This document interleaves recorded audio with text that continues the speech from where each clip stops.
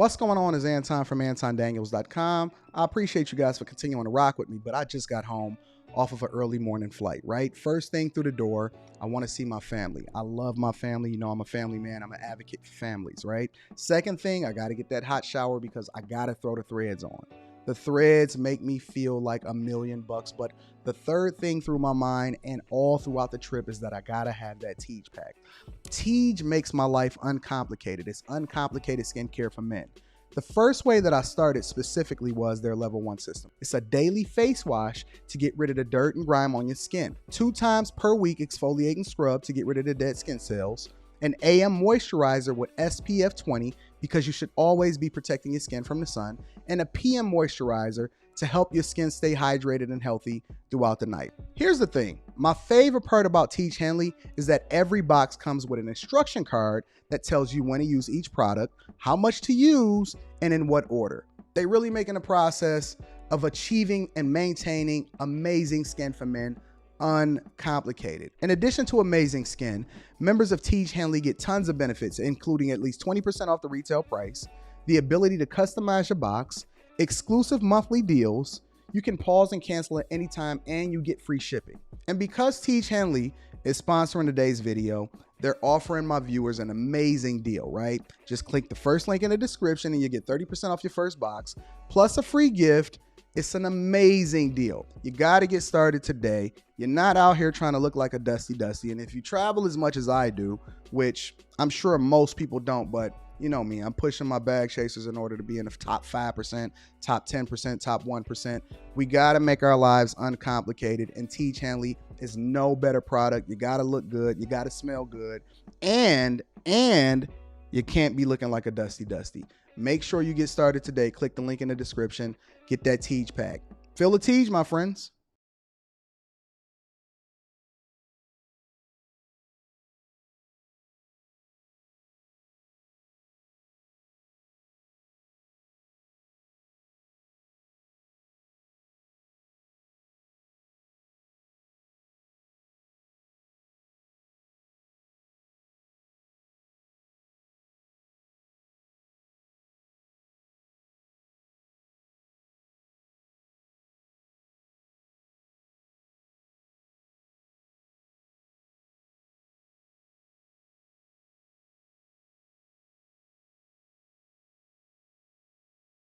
What's going on is Anton from AntonDaniels.com. I appreciate y'all for continuing to rock with me. We're back in Studio A. Hold on, let me give myself a round of applause for being part of Studio A. We are back in Studio A, ladies and gentlemen. What up? Let me give an early acknowledgement to my guy, Mike, that dude. Mike, that dude has been holding me down for a long time. What up, friends and family? I'm glad to be back in the studio. I appreciate you, Mike, that dude, for continuing to hold me down. Also got to give a round of applause for Stephen Clay. Shout out to Stephen Clay that's out here in the building that hit me up on Cash App. I appreciate you, Stephen Clay, and everybody, every last one of y'all. What up, Sam the God, Gangster of Love, says Big AD. What up, Vanessa, Trap and Slay, Mary Alonzo, True to Myself, Kojak, Sonia Ruiz, watching from Ireland. Shout out to Ireland. Y'all have no clue how happy I am to be back in Detroit. No clue how happy I am to be back in Detroit. Listen, I'm going to just tell y'all for real. Like, no matter where I go, and I love the different places that I visit, it's nothing like being home. Absolutely nothing like being home. Let me get a mental health check in the chat. How y'all feeling on this third day of the year? Let me get a mental health check in the chat. How y'all feeling on this third day of the year? What's up? We got a whole show for y'all today. Not a half a show, but a whole show. Make sure y'all subscribe to After Hours with Anton Daniels. Make sure y'all also subscribe to the Anton Daniels channel. Yeah. Work Shifts is back at it. Slant sells cars. Social Sis Media says you tired. Amen. Good. No place like home. Optimistic. Love seeing the building. Wealth building Germany. Timothy said grateful, refreshed. Dorothy vibes, momentous. Shout out to P. Shank, bagging, sensational. All right, getting their analysis, slumming on track. Amazing, invigorated, focused, excited, relentless, working, man. Wonderful, motivated, grinding, reborn, stupendous, strong, beast mode, motivated, productive, hype, roots in the soil, interested in UX UI. I see you. We up after last night, eager. God is with me, grateful. COVID, bless you, blessed. Under the weather, shalom. Grinding, determined, motivated, inspired, positive, blessed. Shout out to the NOLA Grilling people. Grinding, AD, shout out to you. Shout out to you too. Rolling, it's cold in Bama, taking initiative, determined. Philly Dom, I'm going to talk about Philly today. Motivated, working out, searching for a bag. It's here. Awake, crushing your cybersecurity certification courses. Top of the top, heartbroken but charged up. Why are you heartbroken? Beginning my journey. AJ, why are you heartbroken? What happened to you? What'd she do? Like the ladies say, who hurt you? Ain't that what the ladies be saying? Who hurt you? Who hurt you? What they do? I hope it ain't over no little hussy. It better be over something that's life changing or life evolving or something like that. But you better tell me right now that it ain't over no hussy. That's what my mama used to call them. Who is these little hussies calling all times of the night? Who are these little girls calling at all times of the night, interrupting my sleep, and being disrespectful, hanging up in my face? I know it's your little girls. Ma, I don't know what's going on. One conservative chick in the building, I said, Ma, I don't know these women's. You know what I'm saying? That ain't got nothing to do with me, baby girl. I'm trying to figure it out like you, my dukes.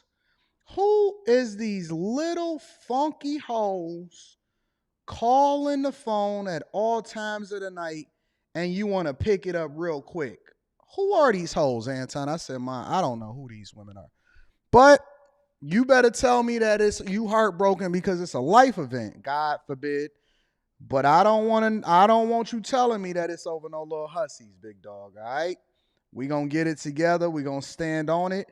We standing on business going into 2024.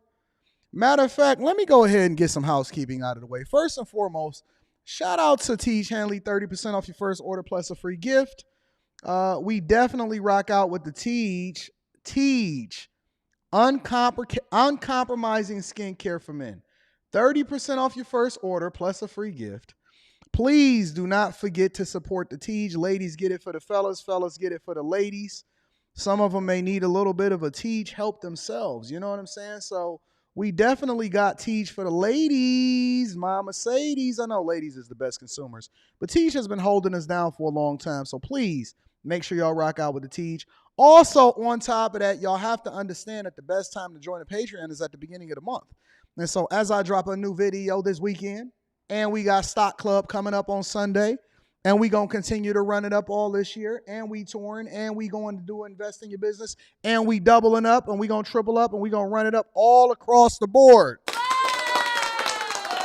So if you are not a part of the Patreon, if you are not a bag chaser, I'm going to need you to get your life together. I'm going to need you to stand on business, all right? Do not find yourself on the outside looking in because you did not become a bag chaser. Go ahead and take care of your business, get on top of things, and make sure you you get on top of it. We're going to take care of business this year. No misses. All right? All right, so now that we got that out of the way, again, make sure y'all subscribe to the After Hours channel. Make sure y'all subscribe to this channel. Let's go ahead and run it up. We got a whole show to do today. We're going to go ahead and start off the way that we supposed to start off, and we're going to start off with quick. Quick Hits is a segment of the show, ladies and gentlemen, that we don't think necessarily needs a whole segment dedicated to it, but we definitely want to keep you guys on what's going on in the loop. So first and foremost, we got our guy, Kim Jong-un, on North Korea, and he said that he would absolutely, positively annihilate the United States and its partners if they don't bow down. Take a look. Wait a minute. All right, here we go. North Korean leader Kim Jong-un has kicked off 2024 with a dire warning to the U.S. This could be the first of many newsmaking headlines coming from the leader as Americans prepare to go to the polls to choose a president. Natalie Brand has more details from Washington, D.C. North Korean leader Kim Jong-un rang in the new year with a rally hours after making new threats. Earlier, Kim ordered his military leaders to, quote, thoroughly annihilate the U.S. and South Korea if provoked. North Korea test-fired its most advanced ballistic missile on December 18th. Experts say Kim could increase testing of ICBMs capable of reaching the U.S. in response to this year's presidential election. Analysts on the region say Kim views the testing as a way to get more concessions from the U.S. if former President Donald Trump is reelected. Kim and Trump met for face-to-face negotiations in 2018 in an attempt to denuclearize the peninsula, but the talks fell apart. Since 2022, North Korea has conducted more than 100 missile tests, prompting the U.S. and South Korea to expand their joint military drills. Natalie Brand, CBS News, Washington. Kim warned that war could break out on the Korean peninsula at any time over the U.S. and South Korean military provocations. So Kim Jong-un, who Trump met during his administration, and he's basically looking for a little bit of mercy if Trump was to get reelected. So apparently they're paying attention to what's going on in American politics also, but continuously making threats, aligning himself with Russia and China. And I'm not really sure if the United States of America should even entertain this at all, but you got to make sure that you keep things kosher between your enemies because you don't want to underestimate them. And y'all got to realize that we got a president in the United States right now that don't even know his right from his left, it seems like. So that's what's going on with North Korea, continuously threatening the United States of America. Thank you, Trap and Slay. I'm going to read that super chat shortly. Also, Philadelphia. Shout out to Philly. Y'all decided to get y'all a new mayor. And she female. Now, you know how I feel about females in leadership positions.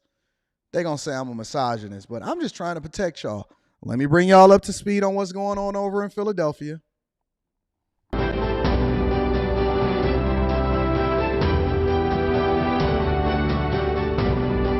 And we are now just about 4 hours away from Philadelphia swearing in its 100th mayor, Sherelle Parker. This is a historic day for this city. Parker is the first woman and first black woman to lead the city. CBS News Philadelphia reporter Jasmine Payut joins us. Mayor Parker is promising change in the city. Jasmine. A lot of change, Jim. With a new mayor comes a new year, and it brings new hope. Hope that new leadership at City Hall can usher in changes for the city and put an end to the violence and celebrate that Philly pride. Now, today, Parker will be releasing her 100-day action plan. It's meant to detail how she will fulfill her promise of making Philadelphia the safest, cleanest, greenest big city in the country. And it's not a simple task. City data shows there were at least... Hold on. First of all, I call cap. I called cap on Philadelphia ever in the history of Philadelphia and a cheesesteak forever becoming the safest, greenest city on the face of the earth. But let's continue. 409 homicides in Philadelphia in 2023. That marks a 21% drop from 2022, but it's also the fourth straight year with more than 400 killings. For Philadelphians we spoke with, many of them are welcoming the changes at City Hall. Their priority, safety, followed by education and solutions to curb homelessness. We are hoping that they could do something for the schools, for the school system, and for the city. There are too many killings going on in this city, and we are hoping for a better city, that's all. Just to get the city under control. I mean, there's a lot of crazy things happening, and we need to just figure that all out, I guess. And she knows the city well, which is good.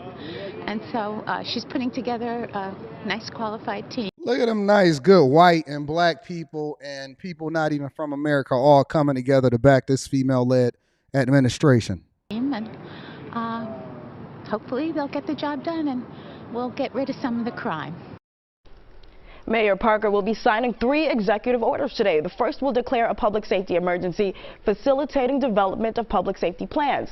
The second will make local government more visible, responsive, and effective in communicating with residents.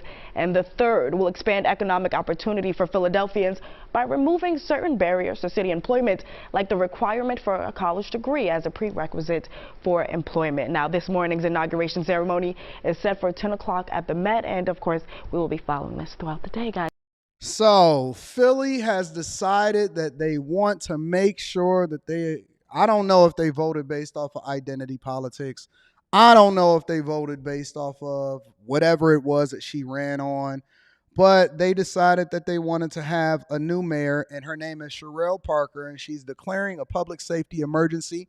I do agree with that. In Philadelphia, and she's signing 3 executive orders on her first day in office. She said that car theft, shoplifting, and yes, that retail theft and illegal use of ATVs, that diminish our quality of life. We're going to make our city safe. This is a quote. We're going to make our city safe for the people who live here, who work here, or who come into our city, from the survivors and from the country across the world. She touched on change in enforcement and developing a strategy to permanently shut down all open-air drug markets in the city. So if y'all want to get y'all Kensington Avenue photos and all of that, you're going to have to figure out where to go and get your fentanyl photos now, because this is what she's saying. I'm just going to read to you what she's saying. She signed the 3 following executive orders into action so far. The first one being declaring the city declaring a public safety emergency in Philadelphia and directing the police commissioner and the managing director's office to develop comprehensive plans that address public safety across the city. Second, making local government more visible, responsive, and effective in how it delivers services to citizens and constituents. Mayor Parker seeks a government that citizens can see, touch, and feel. All right.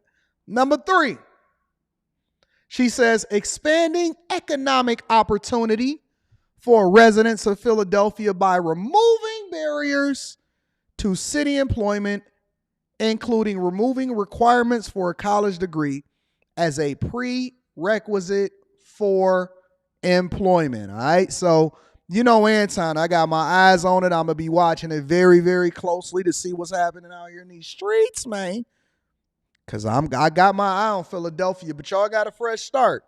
Y'all got a fresh start in the eyes of Anton from AntonDaniels.com. And then last but not least, Brandon Johnson never ceases to amaze me, but I'm not going to dedicate a whole segment of him today. I just want to keep y'all in the loop on what's going on with Brandon Johnson. He says that he's tapping all resources, including over $95 million that were allocated as COVID relief funds or COVID funds. He's now tapping into that, and he's repurposing those dollars without a city council vote to use towards the migrant crisis. Take a look. We're going to begin with the migrant crisis tonight. Several suburbs are holding meetings to talk about moving buses away from their communities. And in Chicago, there is disagreement tonight over Mayor Brandon Johnson's decision to use $95 million in federal COVID relief funds to pay for costs related to the migrant crisis. The mayor says he has the authority to do so without city council approval. We've got team coverage tonight. We'll start with NBC5's political reporter Marianne Ahern. She joins us now with the very latest on this situation. Marianne? Stefan and Kate, late Friday, the last day of regular business for 2023. That's when the mayor held a briefing for aldermen. He told them he wanted to bypass a divisive vote, so he announced there was an unexpected budget surplus, and this is how he will use some of those remaining federal COVID dollars. The city has mobilized 27 shelters to assist the nearly 15,000 migrants that have arrived in Chicago, but the costs are overwhelming. Who in the chat called his hair a struggle hawk? Who in the chat? Bring yourself to the front of the congregation for calling Mayor Brandon Johnson's hair a struggle hawk. Stop it. Don't start that early making me laugh now. You know, once I get the laughing man on me, I can't get him off my back now. Mayor Brandon Johnson on Face the Nation this week. This is unsustainable. None of our local economies are positioned to be able to carry on such a mission. Johnson says because of an unexpected budget surplus, he will allocate $95 million from the federal COVID funds to pay for the migrant costs without any city council approval. Mayor Johnson briefed aldermen Friday. It was the mayor basically said, you know, we want to avoid a vote on the city council. And to me, that is not appropriate. $95 million is a ton of money. And we need to make sure that we have proper oversight of those dollars. We should have known that there was $95 million laying around that we could have used and appropriated for something else. In a printed statement, the city said Friday that $95 million would go towards the new arrivals mission, including leases for shelters, food services, and shelter staffing. When asked today, however, how does that happen without aldermen weighing in? The mayor's team says the new arrivals mission has significantly expanded government services, so using ARPA funds to replace those expenditures is an appropriate use of funds. We need to improve our ability to do oversight on. No need to see any more. No need to see any more. So Brandon Johnson, the reason why you have multiple layers of government is to make sure that there is oversight over what's happening with funds that people are paying into the coffers in the form of taxes. And they want to make sure that it's being allocated appropriately and that everybody got to say so, because we want to glean from everybody's mindset. It's a reason why you're represented you're voted in to represent different people of the community and their interests. But he said, I'm bypassing that. I'm using his 100 M's to do what I want to do. And then on top of that, I don't think that I need a vote from y'all, because all y'all going to do is slow me down. Yeah, checks and balances, Yakar. Checks and balances. So shout out to Brandon Johnson continuing to do what he do to give me all of the content going into 2024. I said I'm going to give him a week off. I'm going to give him a week off. The first week of 2024, I'm going to give Brandon Johnson a week off. But ladies and gentlemen, that is your quick hits.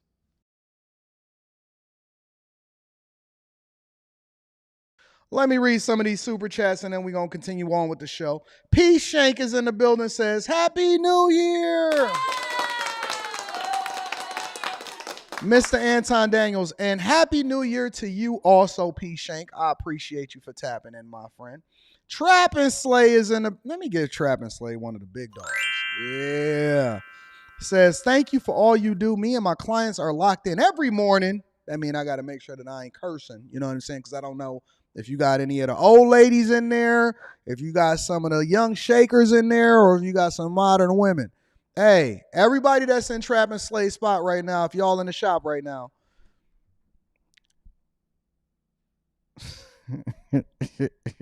I want y'all to listen, it's 12:06 over here in Michigan. I know down there in Texas, y'all back an hour, so it's 11:06 back then. Listen, I want you to say, hey, if you for the streets. Shout out to Travis Slay. I love that girl. She says, it was me who said I'm sick of him and that struggle Jerry Hawk. Y'all ain't expect that last part, did y'all? Shout out to my girl Travis Slay. I need to get out here and meet my people. I can't wait to go on tour. Yeah, I can't wait to go on tour. All right, so listen, I'm going to be reading super chats throughout the show. It's going to be an incredible year. We on the third show of the year. All right, we got to get to it. All right, so first and foremost, we got to get to the things, the controversial stuff before we start getting into the money. And I got a great show lined up for y'all today, all right? Let's get to it. No, wrong button. I'm sorry. A Delta worker has recently went viral over the weekend, and I wanted to make sure that Delta didn't fire him or give any kind of additional context to what's going on or reprimand him or give any monies to the people that felt offended. But a Delta worker recently went viral for how he handled a rude customer, and he's being accused by the general public, by the alphabet community, of misgendering. Make sure y'all hit a like for the algorithm, subscribe to the channel, and turn on your notifications. What about when an adult employee misgenders you intentionally? Sorry, while he's talking, you're talking. You just misgendered me again. Okay. Multiple times. Gotcha. Both of you have. Sorry. Wasn't intentional, but if you want to take it personal, that's also. Well, okay. she did do it intentionally twice. You're talking to me too. You said she and then you said he. You're being condescending, and if you want to continue, I have full authority to escort you out the building right this moment if you want to play that game with me. Okay. Would you like to continue 3 days before Christmas? I really don't mind. I'm good. I'll just put this on. So, this Delta worker, who in my opinion was absolutely positively professional. He was handling it professionally. Now we live in a time where the first thing that people want to do is they want to put you on camera. And here's the bad part about it is that when you're in a public space, now I don't know how it operates inside of a, I need a thing for quick hits. I don't know. I don't want to be corny. You know what I'm saying? I'm gonna read that super chat shortly. But when you're in a public space, let's say you're in a park or you're walking down a street or you're in the middle of the street and you're playing Dodge car. If you're in a public space, you cannot tell somebody not to record you. Now, I don't know how it operates or it happens inside of the airport, but people upload stuff so fast and people are so risk averse to having to lose their jobs to where they don't really say anything. And then I think that it's inappropriate for a lot of people to be going viral for the right or the wrong reasons. He's over there, he's doing his job, and the first thing that people do is they pull out their camera. He's over there, he's doing his job, and the first thing that people do is they pull out their camera. I don't agree with that. I don't agree with involuntarily, against somebody else's permission, recording them inside of their place of business and then just uploading it on TikTok, Instagram, or YouTube without their permission. These people did not ask to be content creators. They did not ask to go viral. They did not do anything that warrants you to have to record them. And if you are not in a public space, right, because you choose to go into a public space, you've given up your rights. You got all of these cameras everywhere, which I actually agree with because it helps to catch the criminals. I just as a human being, regardless of what the laws say, I'm not a fan of going inside of a place of business and then recording workers that are doing their job without their permission. I'm just not a fan of it. I think there should be a law against that. That's A. B, he was absolutely professional. And we live in such a PC culture. We live in such a woke, I want to cancel you for any reason. I see women up and down my Instagram timeline, and I'm just going crazy on the numbers on Instagram. If y'all not following me on Instagram, X for Twitter, Threads, TikTok, all of the above, and below in the description, you really should, including jumping into the Patreon. The link is in the description as well as pinned to the top of the chat. You know what I hear from women on a regular basis when they disagree with you? We need to report his page so we can get it shut down. Nothing happens. I'm verified. Yeah, I'm verified. I don't have no problems. I have no strikes against me on any platform or anything like that, including Instagram. I don't say anything inappropriate. I don't call people out of their names. I give my opinion. And I see it more on the posts where I'm holding people accountable, where I say something like, hey, it's not in your best interest to be a step baby daddy. Don't go and take care of another man's kids. And that's just my opinion. Now, I also think that if you are cool enough as a woman to finesse a man into becoming a step baby daddy and taking care of another man's kids, even though your baby daddy still got access to you and you don't want to go home, even though you still got yearnings for him and you settled for the man that you're with, neither here nor there. That's just my opinion. I also believe that if you're able to finesse a man to do so, then baby girl, get your bag and get that simp out of every dollar that he got. I'm all for it. But how come when people don't like what you say and you're not even saying anything that's outside of just your opinion that's inappropriate, they want to cancel you, which then leads me to this whole situation where this young man is just sitting here doing his job. Obviously, he's either a coworker or an assistant or a manager or a director or something that's coming over there to handle a problem. And the only problem that you have for me is you saying that you're feeling misgendered. Never mind the fact that you're telling me that every person that I walk up to, I got to ask them what's their pronouns. Isn't this the very same thing that Jordan Peterson advocated against? Isn't this the same? And he from Canada. They tried to cancel him in Canada because he was a professor. You're telling me that I could see you and I could tell, genuinely tell, we have not gotten to the point yet, in my opinion, to where I can't look at you, look and tell whether or not you got an Adam's apple, look at the strong features in your face, or look at the things and the mannerisms that you do. Look at how big your hands are, how large your feet are, how wide your mustache is, and how deep your voice is. And you telling me that I shouldn't be able to use my context clues, my God-given senses, to determine whether or not, just inherently, without even trying. This is just something that we do without even trying. You're telling me that I have to go against my natural inclination to then try to figure out what you identify as. Well, guess what?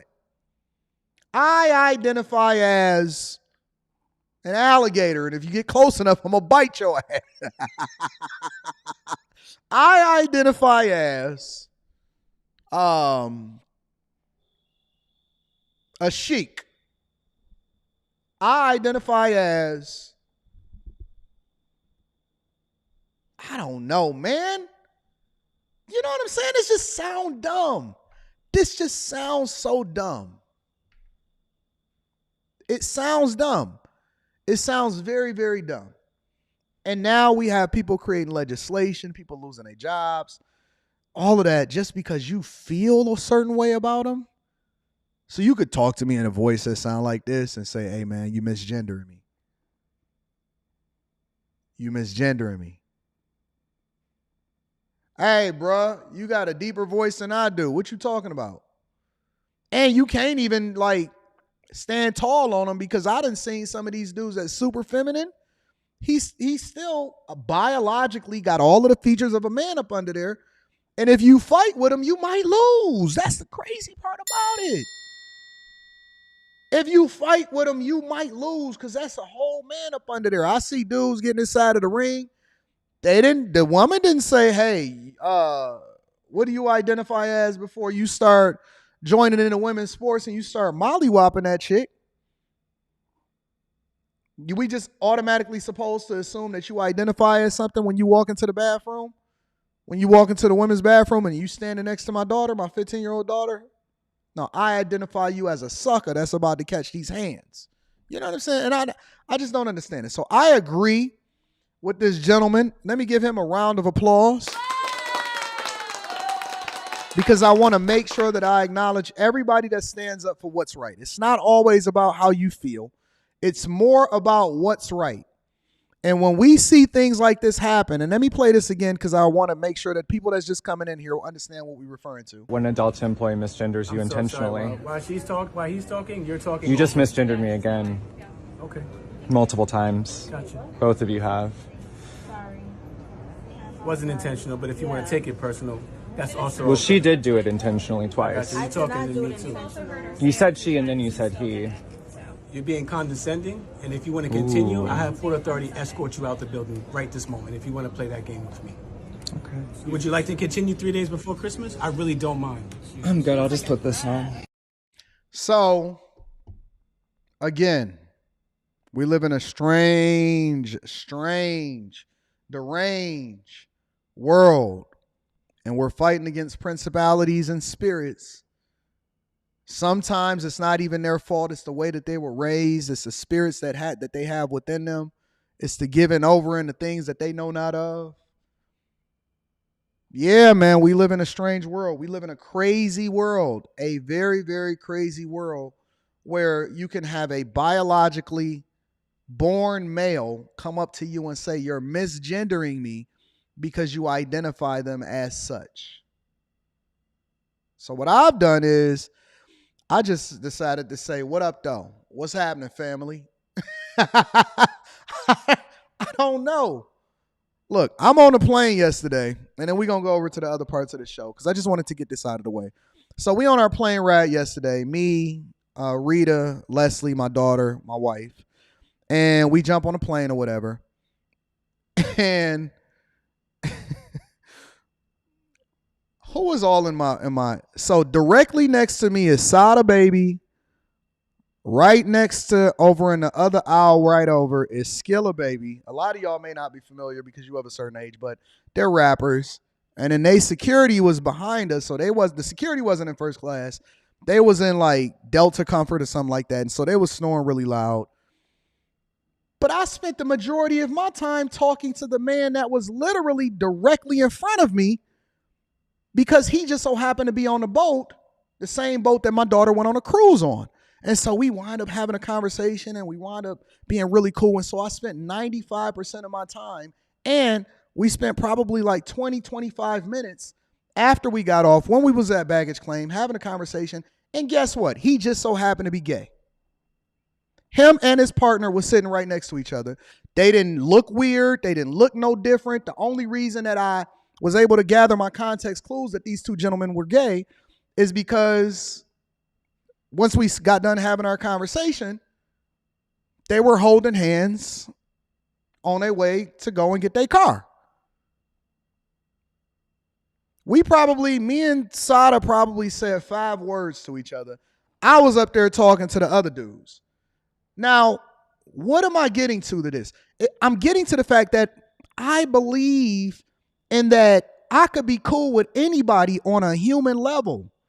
They were so cool, I wound up finding out that they were builders, and we wound up going doing some business together because I need some additional contractors, and then they got some stuff and some property for me to look like. So we gonna work together because your sexuality, especially when you're not leading with it or what you represent, has nothing to do with me in the same way that my sexuality and the fact that I'm heterosexual is not something that I'm leading with in a conversation that me and you are having. So as long as we cool on a human level, I respect the idea that everybody should be able to be free to do what they want to do. It doesn't change my opinion of what your lifestyle is, but that's not what we having a conversation about.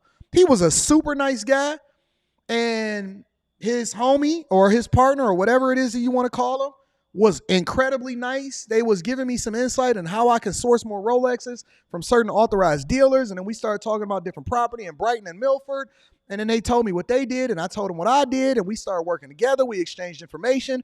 And so I very much expect to treat them well as great human beings. I respect them because they don't lead with that. But when I see people lead with something trying to become a part of the Victim Olympics, I don't respect it.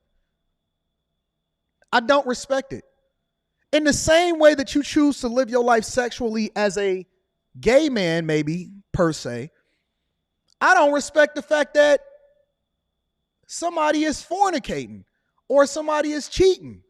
I don't respect it, but that don't mean that I'm not going to treat you like a human being. It don't mean that I'm also not, it don't mean that I should be absolved of some of the sins that I've created. Maybe I slapped a dude when I was younger or something. Who knows? Or maybe I got into a fight and I was overly zealous and when I was 21 years old or something. We're all flawed in some way or another, and we're all trying to figure it out as we go. But when we start to leverage that, I don't care what you leveraging, whether you leveraging the fact that you black or you a woman or you may be a part of the alphabet community. I don't respect people trying to leverage that in order to try to get one up on people, to force them to think the way that they want to think or to force them to do something that they want them to do. No, I'm going to respect you as a human being. And whatever it is that you do in your own personal time is your personal time.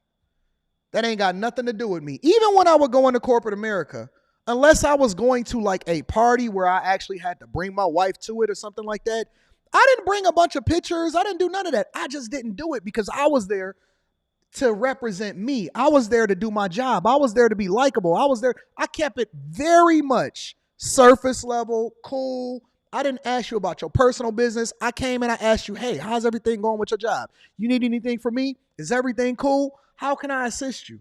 I kept it very, very professional. I don't include my personal life into what it is that I'm doing from a business perspective unless I'm showing you what my personal life is as a content creator.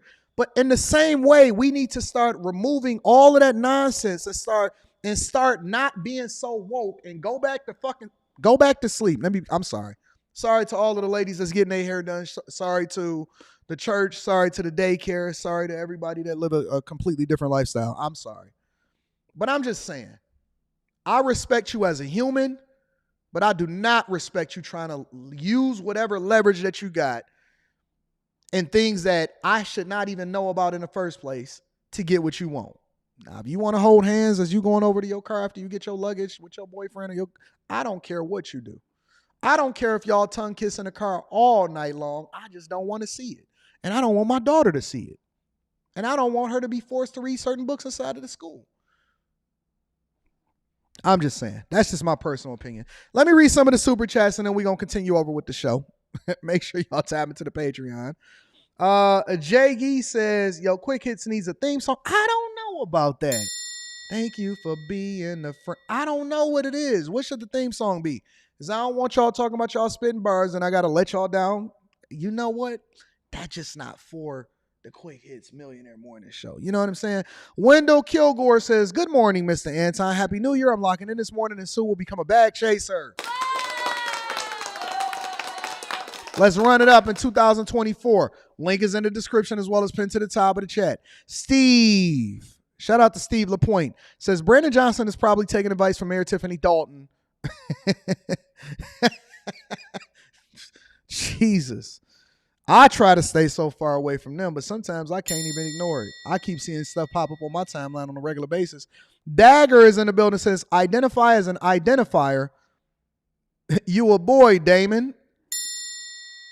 I'm going to call you what your mama named you. Keelan Murray says, I always watch a show, AD. I finally got my CDL. I love it when people progress. And got my money up. Now I need to get my weight down. Thank you for your messages throughout my 2 years listening to you. Many blessings to you and your family. Shout out to my dog, Keelan Murray. I appreciate you. Kung Fu Hustler is in the building. Whoa! Says, I identify as Elon Musk's brother, that he owe me a Billy. Facts. And I'm his cousin. I'm his daddy.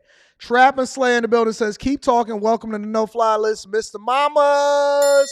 Shout out to my girl Trap and Slay.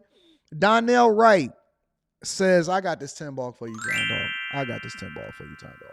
Prince Elian is in the building, says the person filming is a trans Hollywood actor.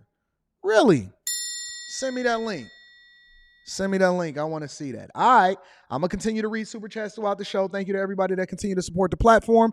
Let's move on over to New York. So vendors are banned, but migrants continue to defy all of the rules and the laws that New York Mayor Eric Adams is sourcing from Brandon Johnson in order to stop these buses from coming in, but they going over into New Jersey. All right. Make sure you hit a like for the algorithm, subscribe to the channel, turn on your notifications. Let's rock. Tomorrow, the Brooklyn Bridge could look a lot different. All right, that's when the city is set to start enforcing its ban on vendors selling goods on bridges. Fox 5's Kendall Green caught up with vendors on what could be their last night selling on the span. For tourists from all over the world, the Brooklyn Bridge. Look how many people are on that bridge in the middle of January. That is out of control.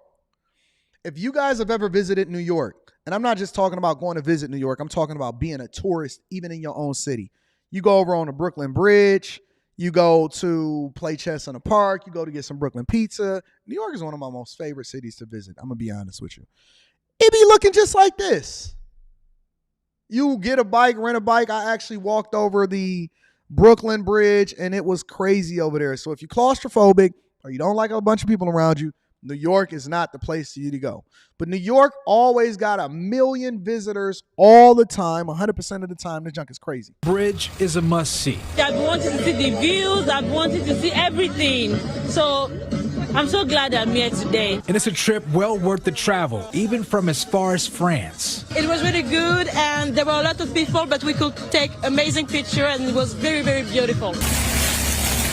But with Tuesday's sunset comes the final night and the final sale for many vendors who have built their lives on the bridge, selling their merchandise like Yomara Sargato. Obviously, I'm worried. I mean, the only reason that I come here is because I have 3 kids.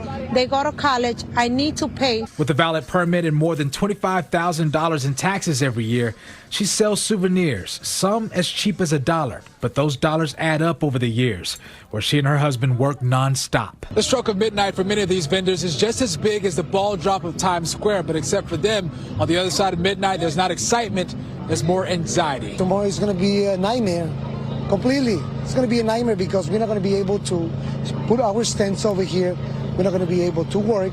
We're not going to be able to provide food for our kids at home. While vendors' sale of souvenirs pays them well, the congestion that comes with it robs others of their experience at the historic landmark. I feel like it clogs up the walkway and, people are just crowded around. And if you're actually just... Wait. Let me stand on the side of the vendors really quickly.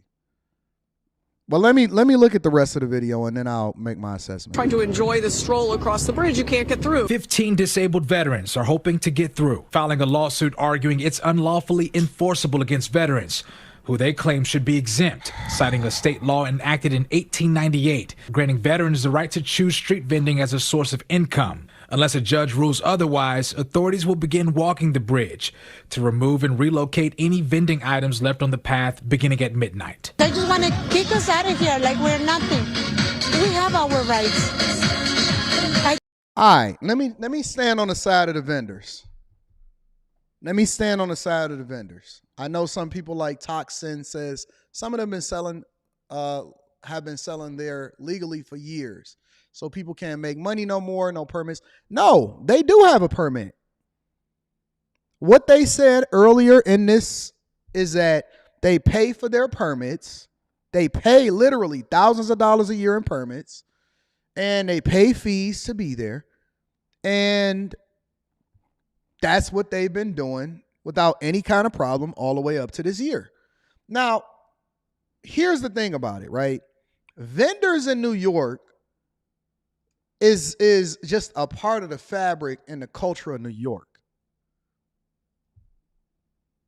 It's been like that since I've ever visited there. It's been like that on the movies. That's just always what it's been. Being able to walk down the street. Now, I don't agree with the people that's selling the illegal purses and the bags that's on the street that just be right on the street.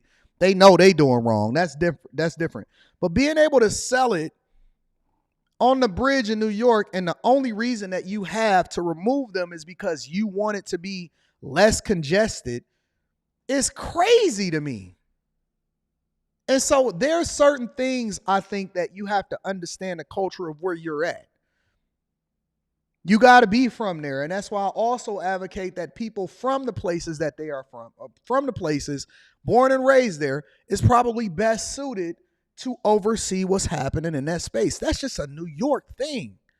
It's as New York as a subway. And if they're paying taxes and they paying their permitting licenses and all of that stuff, then I think that they should be able to do it there legally. And so you can't just remove the thing that makes it culturally normal on that space, because that's some of the stuff that people go there to see. You go there to see the street dancers. You go there to see and walk the bridge. You go there to do all of that stuff. Now, again, I don't believe in you going out there to sell fake handbags, but I think that it's wild. It's not going to be any less congested. You think it's going to be less congested just because they ain't got street vendors out there in New York? Why would you remove tax-paying and permit-paying citizens from the bridge just because somebody want to come over there and complain that they want it to be less congested? That's stupid. That is so dumb to me. Shout out to Black Beauty. Shout out to everybody that's super chatting. But on the flip side, while they're removing the vendors, and so as of today, Wednesday, if you visit in New York, you're no longer going to see street vendors on the bridge of the Brooklyn Bridge going over, because red tape, politics, it's always something in the way. But on the flip side, this is what you have to deal with. Turning now to the migrant crisis. All right, Mayor Adams defending his executive order restricting when buses can arrive in the city, even though they appear to have found ways around that. Fox 5's Morgan McKay has the latest from City Hall. Not one bus from Texas has complied. It's been almost a week since Mayor Eric Adams issued an executive order that limits buses from dropping off migrants in the city unannounced. And his administration says not a single bus has complied. Instead, buses being sent from Texas have been dropping off migrants in areas like New Jersey, then buying them a train ticket to the city in order to avoid being fined or sued. Our goal is not to hold any of this chaotic tactic against the the migrants who are arriving. Adams has been encouraging municipalities outside of the city to implement their own executive orders similar to his. So far, only the town of Clarkstown in Rockland County has done so. Adams will be meeting with the governor of New Jersey later in the day, but blasted Texas Governor Greg Abbott, saying he is trying to destabilize the city. The executive order is not backfiring. His goal is to disrupt. And so the EO is only the first level that we're going to continue to modify. Meanwhile, Adams. So you can't control other cities, but let me tell you why other cities don't really care and why they're not tripping. Is because New York has such a good infrastructure as far as public transportation, that defying your orders, the only people that's probably a little bit bothered by it is New Jersey, because Jersey, like, we didn't ask for this. But what you do starts to affect your neighbors.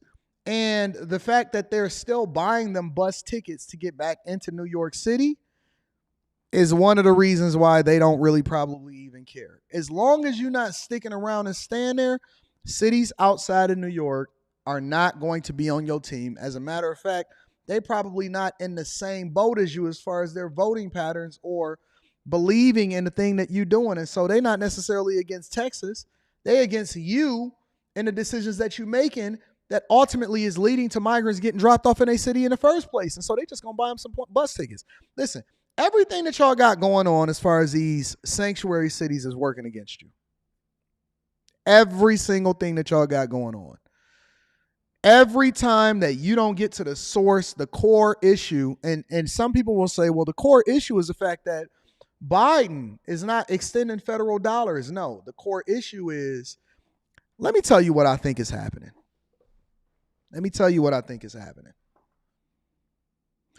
Yesterday, last night when I got off the plane, our bags was slow to come out of the baggage claim.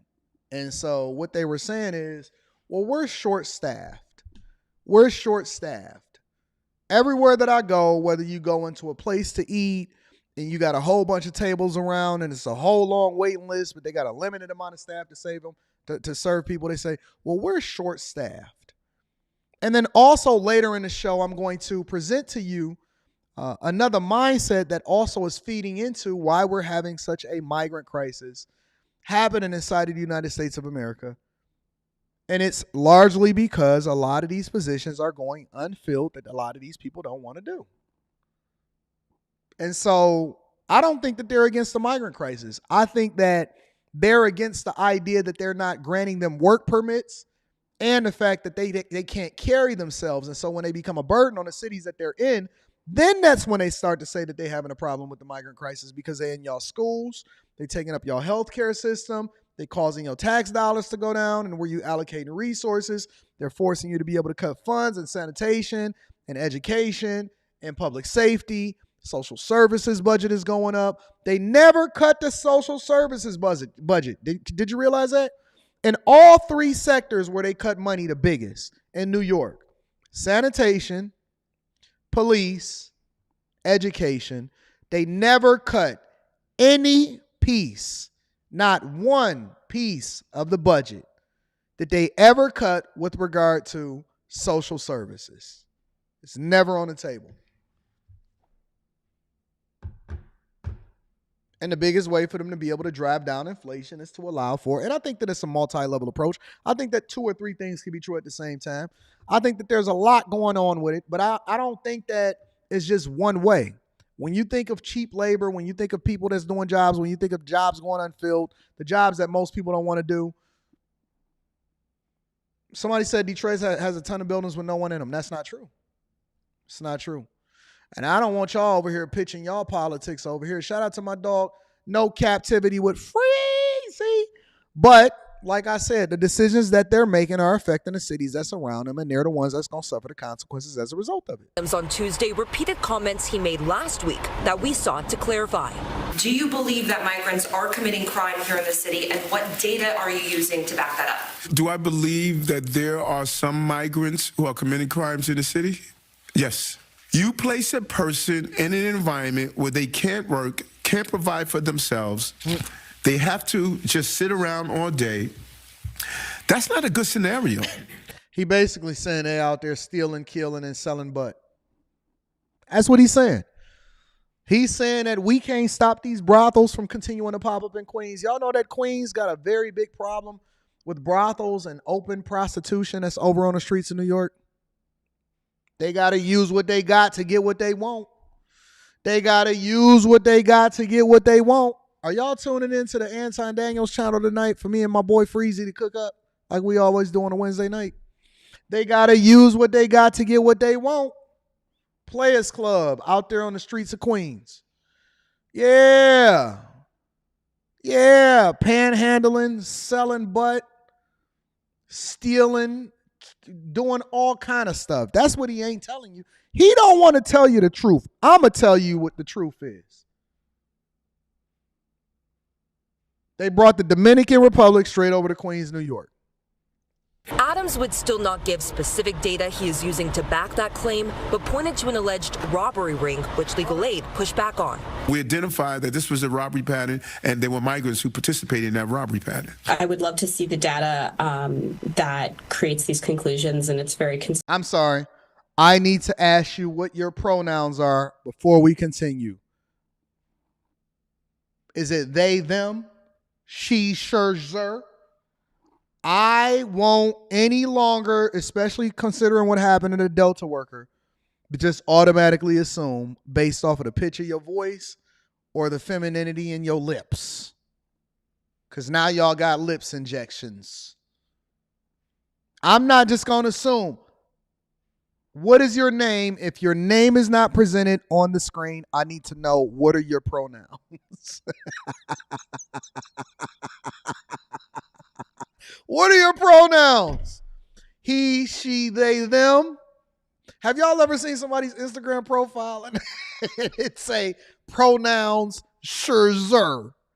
You telling me I'm supposed to walk up to you and say, excuse me, sir? With a Z-U-R. Excuse me, sir. Come on, man. That's too hard. That ain't even natural. That ain't even natural. concerning to hear the mayor trying to polarize New Yorkers in this way. Now, Governor Kathy Hochul on Tuesday did voice her support for the mayor's executive order, but the Adams administration said they would like to see her take a more active role in this crisis. Where is Kamala Harris in all of them? Kamala Harris is the border czar. Kamala Harris is the border czar. C-Z-A-R. I know I'm a C student, but I definitely can read.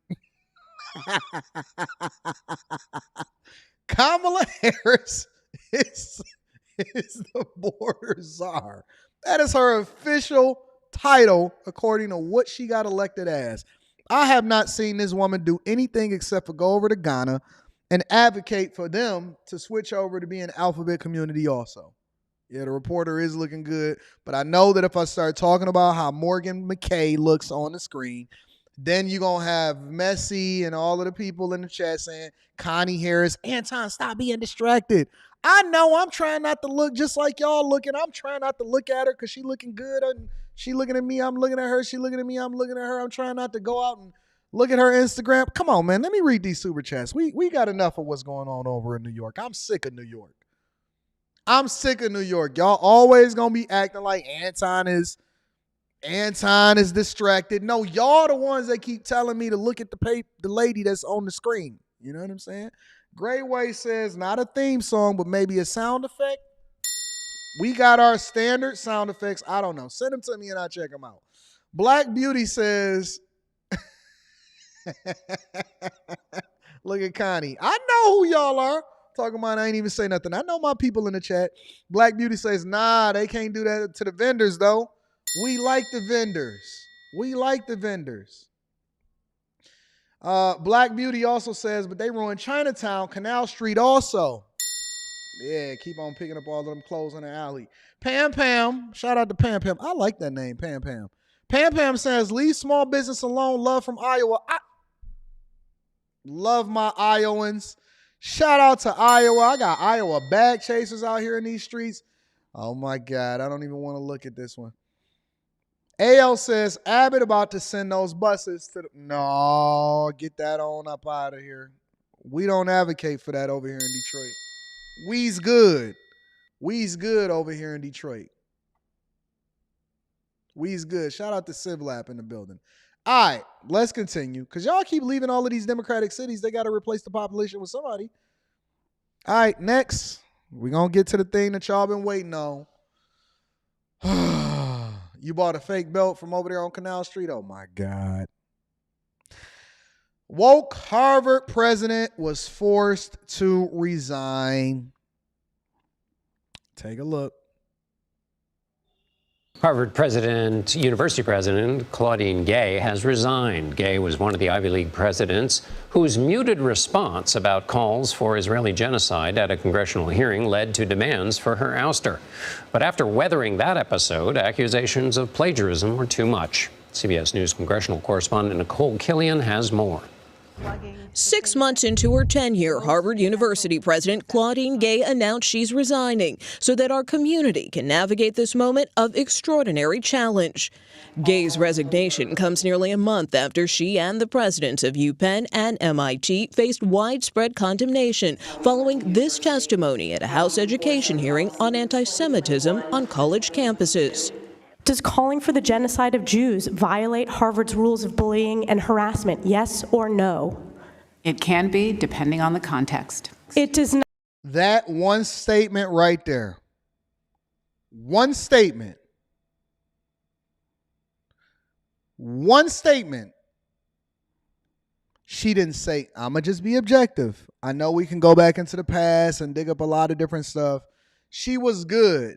As long as she wasn't testifying in front of Congress, I would have never accepted the invitation. Ever. Ever.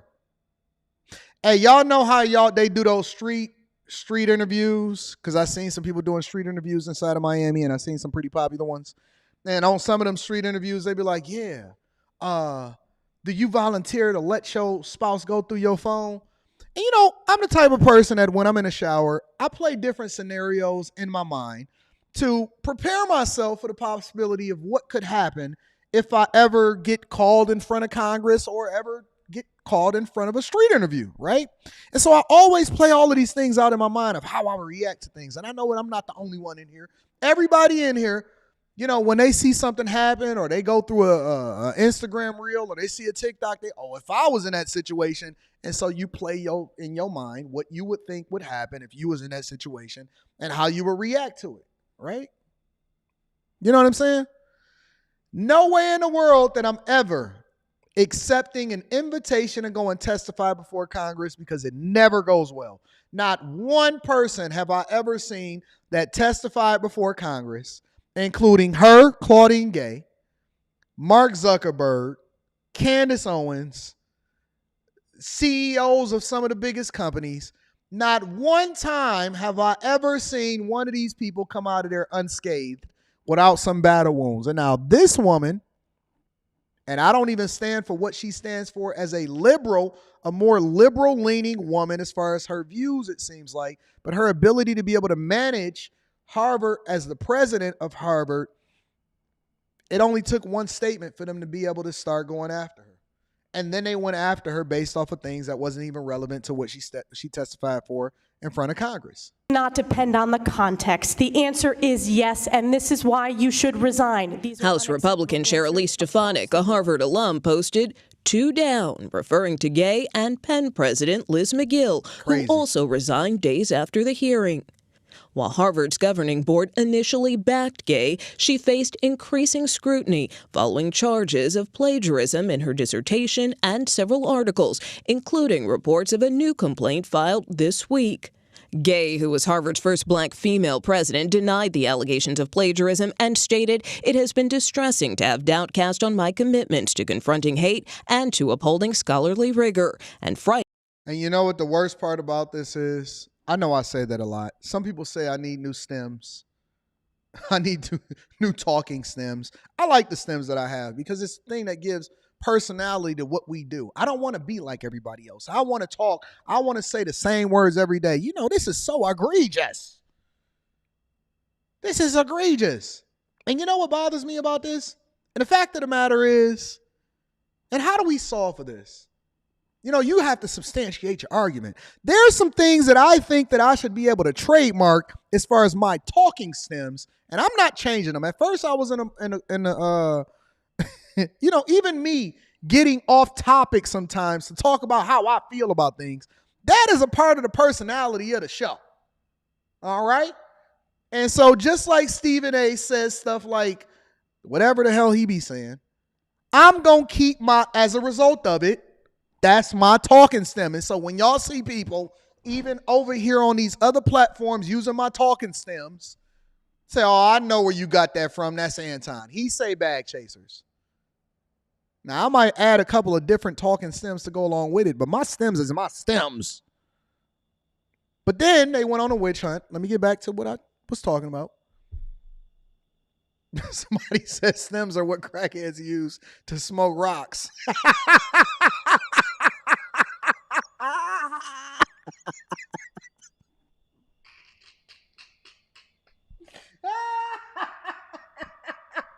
That was a good one. That's what that was. That was a good one. I'm gonna give you that one. You chat lives matters. I can't stand y'all. I'm standing on my stems, Tia Marie.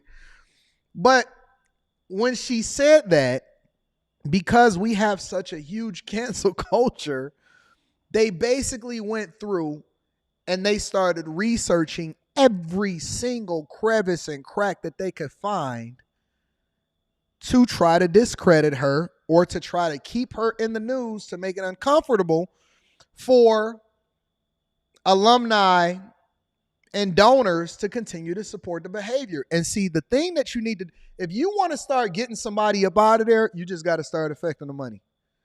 You got to start messing with the bottom line. It happened with every organization, nonprofit, profit, private, public. Let me use another one of my stems. Everything across the board. Everything across the board. If you want to start affecting people, you don't go after them. All you got to do is go after the things that make the donors uncomfortable. Frightening to be subjected to personal attacks and threats fueled by racial animus. It came out of nowhere. Jonathan Frieden is a Harvard Law student who attended the congressional hearing and has experienced anti-Semitism on campus. The issues that exist are systemic, and they still need to be addressed. Now you got this cupcake. Look at this guy. You got the issues that exist. You got cupcake here. Look. You see what y'all did? Phenomenal is legendary. Phenomenal is legendary. I agree. But do y'all see what y'all did?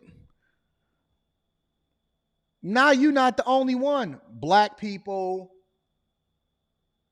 women. He's saying the same thing that y'all do. It's systemic. It's systemic. Everybody using the same talking points now. It's systemic.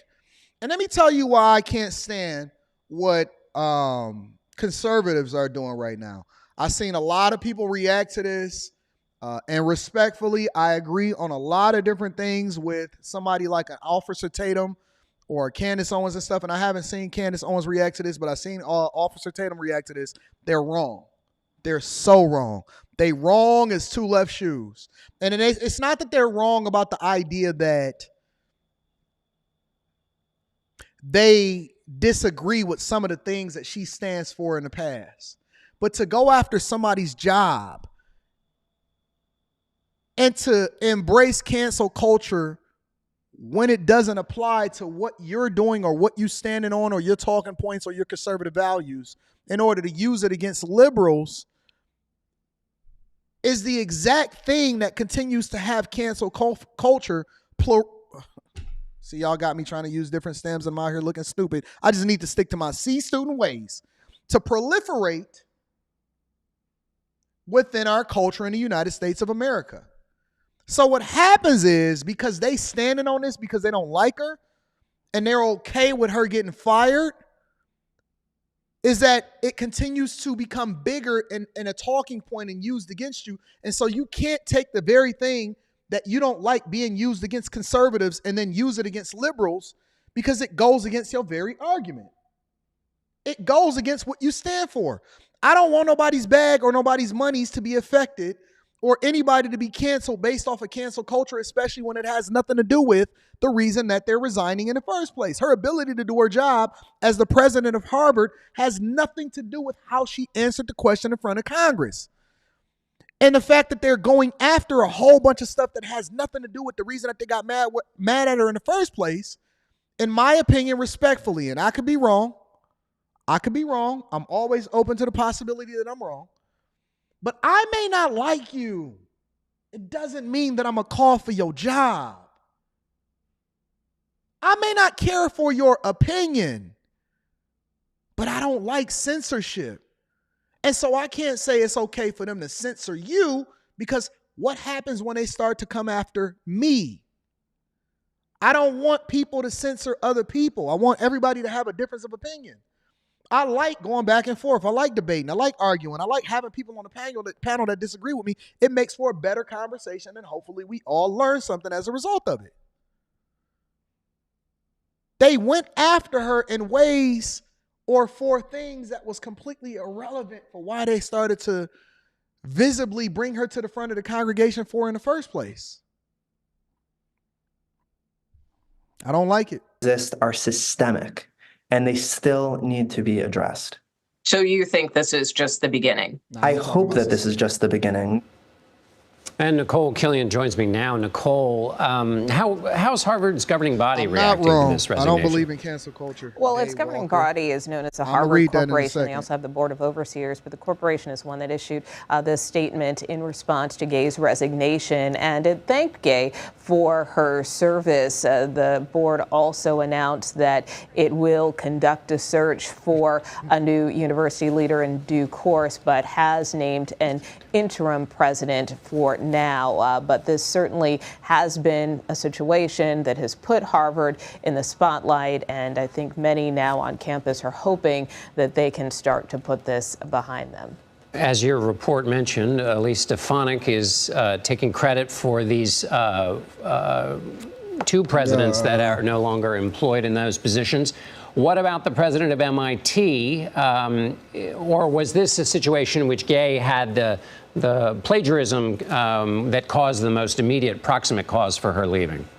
Well, keep in mind that each situation is unique. As we pointed out in the piece, we did see the resignation of Liz McGill, the president of the University of Pennsylvania, in the days after that congressional hearing. You know, in her case, there had also been some concerns about how she handled anti-Semitism on campus. So it went beyond just her actual testimony. And similarly with Claudine Gay, yes, there were many who were concerned about her testimony, expressed outrage about it, although she did apologize for it.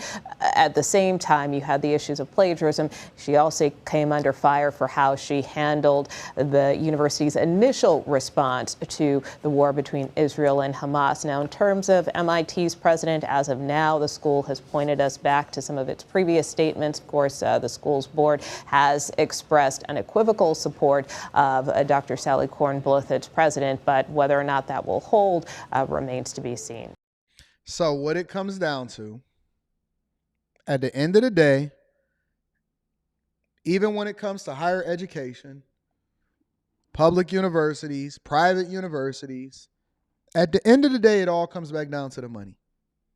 The only reason that she's not in a position and that she was forced to resign is because it came back down to donor money. And that's why we call it the Millionaire Morning Show. Is because whether you're talking about the migrant crisis, politics, higher education, real estate, homeowners association fees, having children, woke systematic policies, people going back and forth, it has nothing to do with anything except for where are the dollars coming from and where are they being directed to. So you can sit here and think, oh man, I'm so glad that she lost her position, until you get Me Too'd and you get accused and then let go based off of public perception because they don't want to lose any money as far as a possible lawsuit, or they don't want to lose any money as far as the culture or investors or public perception or being able to buy products. It all comes back down to the money. And when the donors start getting uncomfortable, or alumni start getting uncomfortable, or when Harvard don't think that the visibility that they have is as positive as it should be because too much is being made of this because of one sentence that then started to justify a witch hunt on all levels, that's the reason. She did not lose her job because she was inadequate. She lost, and I don't know if she was adequate or inadequate, but that's not why she lost her job. She lost her job because people started getting uncomfortable with where the dollars were being allocated, and they start worrying about enrollment and getting the best of the best as far as students enrolling at that university. Because even with publicly public institutions and higher education, they're still competing from a capitalistic perspective for the most money. It's just a fact. It's just a fact. And I've heard people say a lot of times, well, you got to remove money out of the equation in order to make sure that you get the best results. You ain't never going to remove money. Man, I was listening to an interview with Vivek, and he was saying that it's probably going to cost north of $2 billion for somebody to get elected president. Think about that for a second. A president's salary, I believe, is around $500,000 a year. $400,000 a year is how much the president of the United States makes. Then you have to ask yourself the question, well, why would anyone want to become the president of the United States if they only going to be making $400,000 a year? Well, it all is going to come back down to the money. Because they get rich after they leave office. They get rich off their book deals. They get rich, in my opinion, possibly, allegedly, with insider information. $400,000 a year salary.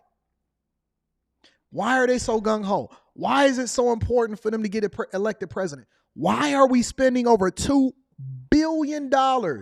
They then limited it and they said, well, you know, the average person can only donate this much, and if you marry this much in order to the presidential campaign. But you can have a super PAC where they can go back and they can spend an unlimited amount of resources, and so they can start to control. Why do they have lobbyists inside of Washington? Why do they have lobbyists at, you know, whatever your state legislature is? Why are people so incentivized to donate to your campaign in order to get people in? It all comes back down to the money. It all comes back down to the money. Somebody is going to win. Somebody is going to lose. Capitalistic. And usually the people that lose are you. They're going to make money on you going up, and then they're going to make money on you going down. They're going to make money on you going up as far as capitalism and making sure that they can monetize the fact that you need a certain thing, and they're going to create a monopoly around it. And then when they run it up so bad, they're going to make money on it going down. It's just like the housing crisis. It's just like the housing market, real estate. Banks created the 30-year mortgage so that they can continue to capitalize off of individuals that wanted to be sold a dream as far as the American dream on households. White picket fence, dog, 2 children. It's all capitalism. It's 100% capitalism. 100% capitalism. I'm going to read the super chat shortly. So they made money going up, meaning that they're going to make money for 30 years per person, being able to lend you money based off of the deposits that they have inside of the bank. And they're going to make crazy money off of it. They're going to make money off the fees. They're going to make money off of the interest. And they're going to make money off of you selling the property and then getting it over to somebody else that want to be a part of the American dream. And then they made money going down. They bet against the housing market in order to collapse the entire economy. So you lost on both sides. They bet against the housing market once they created the bubble for it. And so they made money going up and then they made money going down. And you still selling this dream of having a 30-year mortgage because it's better than rent. And you haven't figured out the finesse yet? You haven't understood the finesse yet? Whether it's Claudine Gay, your favorite politician, your favorite CEO and shareholder, or these woke policies, who gets in the Supreme Court, your local mayor and elected official, it all comes back down to the money. And somebody said, V12 Media says, living mortgage free. They still making money off of you because you still got to support it. You still got to have contractors. You still got to maintain it. You got to pay for the lights, gas. You got to pay your property taxes, insurance. You're going to get finessed no matter what. Take this lube, bend you over, make sure that it's night. Depending on how abrasive you are towards the economy, it's going to determine how easy it is for us to make sure that they go ahead and take advantage of you. So listen, we could do this like Fleece Johnson said.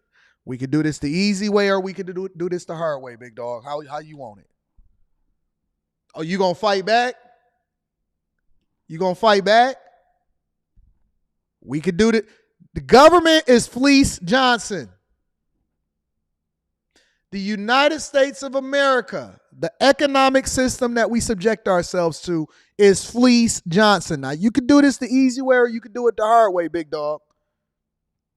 Either way is your choice. Is your choice.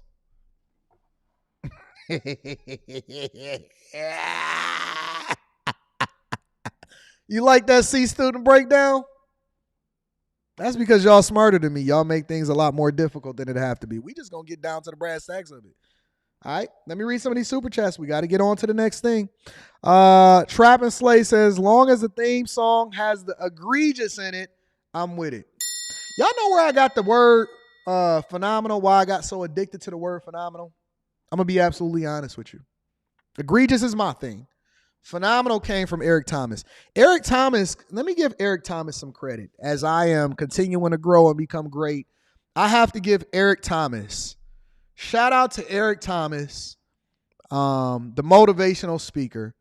I had bought his book, and I read his book, and I went and seen him in person, and I used to listen to a lot of his content online earlier in the years of what I was going through and getting through, and growing in my journey to become what I am today. And I just want to take a moment out to acknowledge sometimes the people, when it comes back to my mind, that influenced me, that gave me motivation at times that I was thinking to myself, like, man, is it even possible? And then when I watched that video, if you want to succeed as bad as you want to breathe, and I still keep that in my playlist. Do you know that my daughter still watches that video based off of my influence of listening to him? Every time that she goes into a match, she actually listens to Eric Thomas. I got so much respect for Eric Thomas, E.T., for, man, I knew all of their names. And I used to be thinking to myself, man, I could beat E.T. I could be way greater than E.T. ever was. Way greater than E.T. ever was. So shout out to Eric Thomas. I got the word phenomenal from him. Eric Thomas addicted me to the word phenomenal, and so that's the reason why I say it. Shout out to my dog, Freezy. Says TD, STEM phenomenal is legendary. I got to get a credit to my dog, Eric Thomas. I ain't even going to cap. I got to get credit where credit is due. Service USA says, get these likes up. Yo, we got over 2,200 people across multiple different platforms, including Facebook and YouTube. And the likes is a little bit lower than I would like them to be. Shout out to the Service USA. I appreciate you, big dog. Blade Daywalker says, I saw this going on when I was studying for my PhD. Woman got away with everything. Roosters are on the way home. I'm guessing that's what you meant to say. I'm assuming that that's what you meant to say. Says, Anton, you are wrong. Well, I respect that. I'm expecting for you to come up here on Friday and explain to me why I'm wrong. Antonio Watkins says, keep your stems, big bro. Let's rock out. Because they trying to do egregious things to Anton from AntonDaniels.com. Blade Wire, he said I'm still wrong. I reached out. I'm going to read that super chat shortly, Prince Elian. Jacqueline Moore is in the building, says, cancel culture is me today, you tomorrow. That's exactly the best way. That's the best way to describe it, 100%. The wealth building journey says, Bill Ackman already called out the president of MIT as next on the chopping block. Remember, wealthy alums bankroll all of these elite universities. Then it's going to start coming for you too. Blue Boston Terriers Rock says, if I'm not mistaken, Gay is a tenured professor and will still have a job on campus. She should be fired completely. Really? Y'all calling for people's jobs? Seriously? That's crazy. Marriage, politics, and sports. Jobs has become just politics, no matter what kind of job you have. Cancel culture is such a slippery slope, just like disenfranchising voters by removing Trump from Colorado and Maine ballots. I agree. AL's, oh my God, I'm scared. You mean her whole dissertation committee and review committee missed her citations? A PhD review team may take months to review your paper before you defend. Highly unlikely they let her plagiarize. Interesting. Daywalker says, inadequate. It is not that we are inadequate. That was in Coach Carter. What's your biggest fear, son? It is not that we are inadequate. Shout out to Blade Daywalker in the building. Blue Boston Terriers Rock says this woman isn't the hill to die on, Anton. Let her go. She didn't get canceled. She got repercussions. It's not about that. Y'all don't understand what I'm saying. It's not about defending people. It's about defending the reason why people go after people, and that's where cancel culture came from. It's not about people. It's about defending people. Y'all are defending people that go after people that have no relevance or no reason or rhyme or reason as to why they go after them in the first place, and that's the very idea of where cancel culture come from. It's not about her. It's about what it represents. It's the same reason why they went after Trump and started filing all of these lawsuits. It's the same reason. It could happen on both sides. And when you become Moon Trader, what's going on with these super chats? They low, but I ain't tripping about it because I don't ask for them. I just acknowledge the people that continue to hold me down. Prince Elian says, real talk, she got ousted because of her hypocrisy. She allowed the censorship of students with ideology she didn't support while allowing students she agreed with to do and say whatever they wanted. Okay, provide me with the evidence and then I'll go after that. That is not the reason why they went after her. That's not the reason why they went after her. Come on, man. I need y'all to argue in truth. I can't wait till Friday. We gonna absolutely get to it. Random Kagabanati videos says, good afternoon, Anton. I heard you can get a 30-year mortgage and just double the payments to make it 15 years. That is a good idea to have flexibility with payments. I have never in my entire life met somebody that got a 30-year mortgage and paid it off in 15 years by making double the payments every single month.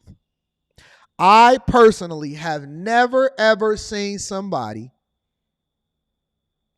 get a 30-year mortgage and make double the payments for the entirety of the time that they had the mortgage. I have never seen it. People say that they're going to do it. They have the right intentions with doing it. They do the same thing with cars. Oh, man, I'm just going to finance it real quick and then I'm going to pay it off in 1 year. Most times they don't. So random Kagakami videos is in the building. I appreciate you. It's not about flexibility. It's about getting what you can afford. I don't want y'all to get homes and overpricing a real estate that you purchase because you're basing it off the payments instead of basing it off of what you can afford. All right? I got his name right. I got it. Shout out to you for the super chat. I appreciate you. AL says, if she plagiarized, that's more of a reflection of Harvard since they reviewed it and gave her the PhD. Shout out to you, Aaron. I appreciate you.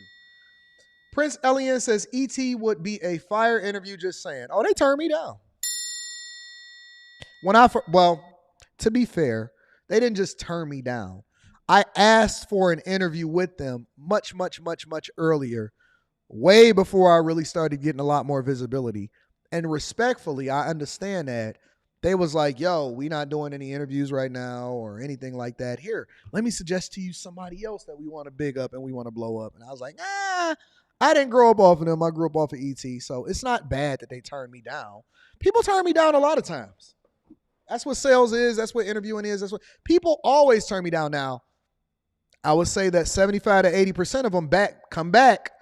A year later, they'd be like, dang, Anton, it's hot right now. Hey, you still want to do something?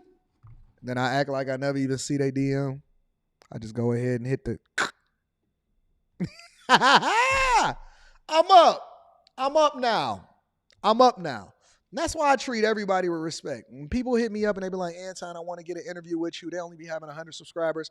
I go on that platform and I turn up like crazy. I turn up because you never know. You know what I'm saying? I respect all people. I respect the hustle. I respect the grinding. And so as long as it fit into my schedule, I'm always going to be a man of the people, and I'm always going to advocate for the people. So shout out to ET. They still added value into my life. I paid things off fast. Shout out to Blade Daywalker. Oh, it doesn't mean that it's not possible. It doesn't mean that it doesn't happen. I'm speaking to the majority of what people do, not the minority. So shout out to you. Anyways, let's continue on with the show. Doctors. We got to get to the money aspect of the show, y'all. Doctors are starting to unionize. I never thought I would see this a day in my life. Did y'all know that doctors are starting to unionize? Yeah, they are. Let me bring y'all up to speed of what's happening. As recently as the early 1980s, roughly 75% of doctors in the U.S. worked for themselves, owning small clinics. Today, that same percentage of physicians are employees of hospital systems or large corporate groups. Some physicians worry that trend is taking a heavy personal toll and leading to diminished quality of care. As Fred DeSam Lazaro reports, doctors at one large Midwestern health provider decided to unionize. Hours before sunrise, Kate Martin shepherds her daughter to the ice rink. While her daughter perfects her balance on the ice, Martin uses the time to seek her own work-life balance. Currently, I have about 86 things in my in-basket. For family practitioner Leah DeVore, the best time to catch up with backlogged work is after her small children are in bed. It'll depend on my kids, whether or not they wake up and come down or cry or the baby needs a bottle. For many primary care clinicians, work stretches far beyond clinic hours. Notes from appointments, lab results, medication orders, messages from specialists. For some, it's reaching a breaking point. Hello, everyone. On this recent morning, Martin, a nurse practitioner, and colleagues, doctors and physician assistants, all employed by the Allina health system, gathered in an unfamiliar setting, the Minneapolis offices of the National Labor Relations Board. How in the world are you guys pulling this off? Here to witness the ballot count in a historic vote to form a union. We can't. So basically, doctors are saying we don't want to live and die by the harsh realities of what it takes in order to really fulfill the duties of my job requirements. We tired of the long hours. We may make a lot of money, but we're willing to unionize. We're willing to unionize, and we're not going to be in our own private practices as much as we say that we used to be because we want to have a work-life balance. Yep, Connie, you are absolutely right about health insurance. They want work-life balance. I always believed when I was growing up, they just worked abnormal hours. They was always on call. I never believed, or I would never even think that doctors as a whole, or anybody for that matter, private care physicians, surgeons, people that work in hospitals, I just never thought that I would ever see the day that a doctor literally would want to unionize. I never thought that I would ever see this day. Rely on. A lot of y'all may not be familiar with PBS videos, but they all look like this. Corporations, we can't rely on healthcare executives to do the right thing for our patients. Dr. Matt Hoffman, a leading organizer of the drive, says primary care providers have borne the brunt of a relentless drive to squeeze profits by increasingly large corporate owners, all at the expense of patient care. His employer, Allina, is a $5 billion a year. This video was released 1 day ago. Literally 1 day ago. So yes, this is very, very, very, very, very, very recent. Health system with 60 primary and urgent care clinics across the Twin Cities area and nearby Wisconsin communities. Hoffman says that the problems here are hardly unique. You could go to any city, you could find a health system. The same issues exist. The main problem is we have so much paperwork, so much administrative work that really isn't about delivering care to patients. The victims of that are really the patients we see. So basically what the doctors are saying is that they no longer want to have the same level of work-life balance that they've experienced in the past because they don't want to do the dandy work. They don't want to do the paperwork. They don't want to do all of the stuff that it takes in order to be a doctor. They just want to go in, see the patients, and come back home. They want to go in, see patients, and go home. They want to go home and they want to pass that off. Part of being in a union is passing off responsibilities or balancing out life by allowing for yourself to not have to be subjected to the same things that you was in yesteryear. So if they can fight for, as a group, the fact that they don't have to do the menial tasks in the name of saying, well, this actually doesn't help us or this doesn't help patient care. If we were to free ourselves to actually have more regular schedules and to spend more time with the patients instead of doing all of the paperwork that comes along with being a doctor, we could be a lot more effective and we can have more work-life balance. Yakar says the staff does that paperwork. Well, that's not what they're saying in this documentary. That's waiting on hold. It's not getting to see your normal doctor. It's having to see someone that doesn't know about you. This is kind of going to be our waiting area. Pediatrician Jennifer Mamel said she'd had enough and took an early retirement from Alina to strike out on her own. That's what I'm going to do. With a psychotherapist colleague, she was just settling into a new, small clinic above a St. Paul strip mall targeted at adolescent patients. I have the luxury of controlling my own schedule. I can spend the amount of time I need. She began. So all they are, she got that old fro. All they are over-glorified entrepreneurs that have a specialty in one line of business, and that's healthcare and whatever it is that they do. And so that's the way that they justify being able to have their own time. They don't want to work at the times or based off of what the system is telling them to work. They don't want to be a part of the hospital system. Or if they are a part of the hospital system, they want to join a union and have a different type of way that they operate in there. Now they could say, well, I want to see patients from this time and this time. And then that allows for me to have work-life balance. They don't have to deal with the same stuff that they're dealing with before. But I've always looked at doctors like Dr. Strange. Dr. Strange come in with his luxury car, come in and save a patient. He's the king.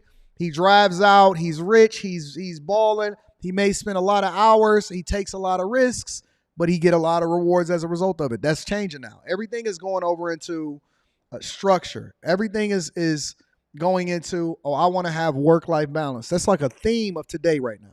Began her career in a provider-owned group, which was later bought by Alina. With the merger came centralized scheduling and standardization in everything, from how much time is spent with each patient, even to hand sanitizers, she says. They were putting them all at kind of waist level, right? So you came in the room, and I went up to the fellow doing it and said, this is the pediatrics department.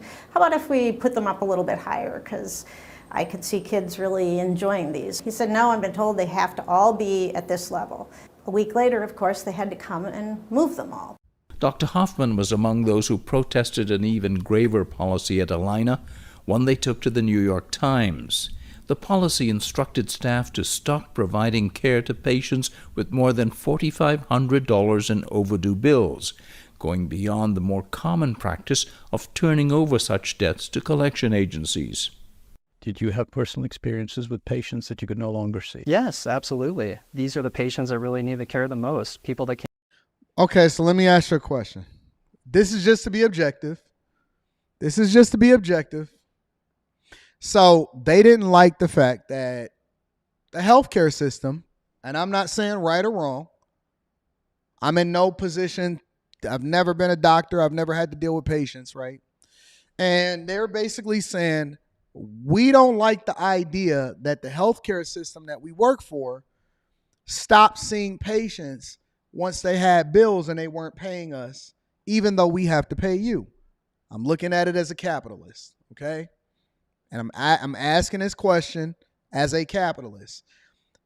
Would they, as an independent doctor with their own practice, by themselves, not a part of the healthcare system at all, would they still see patients even though they knew that that patient wasn't going to pay them? Because most doctors that have their own private practices, and I'm open to the possibility that I'm wrong, usually get the majority of their money from the healthcare system. meaning Medicaid, Medi-Cal, Blue Cross Blue Shield. And so if that patient then said, hey, doc, I know that you used to see me all the time, and I need you to continue to see me.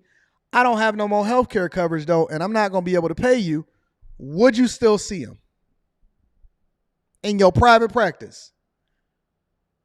Because if not, if the answer is no, then it means that it's hypocritical, because you're requiring for a larger employer, and you're removing the responsibility from yourself to continue to pay you, pay you a guaranteed salary, even though that person or that organization is not being paid also. And so it's a catch-22. And the reason that it's a catch-22 is because they want to get paid, and they want to put stipulations, and they want to put requirements on these employers that then have to bear the responsibility of taking care of people that don't pay and have to abide by all of these government regulations and paperwork, and is governed by the federal government and then its governing bodies. But they are requiring them to do something for them that they wouldn't do themselves. And then the other side of it is, and this is one of the reasons that they're unionizing, the other side of it is this, though. A lot of people believe that everybody deserves health care coverage in the United States of America. And so that cost is now passed on to you. The cost is passed on to you. If everybody believes that they deserve it, somebody has to pay for it. The hospital system can't continue to bear the responsibility of it. You still want to get paid as a doctor. Everybody got to get paid within the hospital system itself. Is it hypocritical, or is it a human requirement? Is it something that we just automatically should just let be what it is, because it's just a human requirement. It is the same thing as breathing air. It's the same thing as drinking water. Everybody deserves good health care coverage. That's the dilemma. That's the dilemma. Is it moral, or is it capitalistic? Do we look at it from a moral perspective or a capitalistic perspective? Because you can't sit there and then gaslight me by having these softball questions and saying, well, have you ever been put in a position where you couldn't see a patient that owed over $4,500? Would you personally see somebody and still continue to give them work and give services to somebody that owe you $4,500?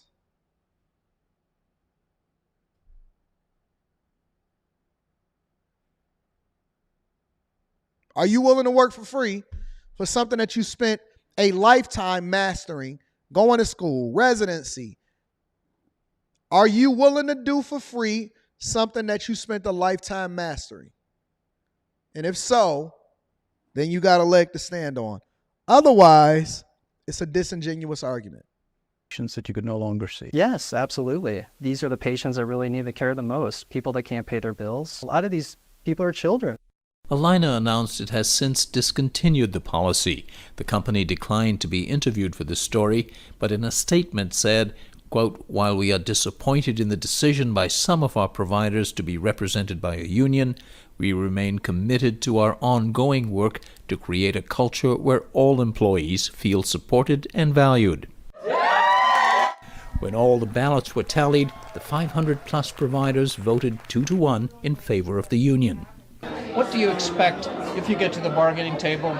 We need more staff. We need better paid staff to help support us so that we can spend our time in the exam room with patients.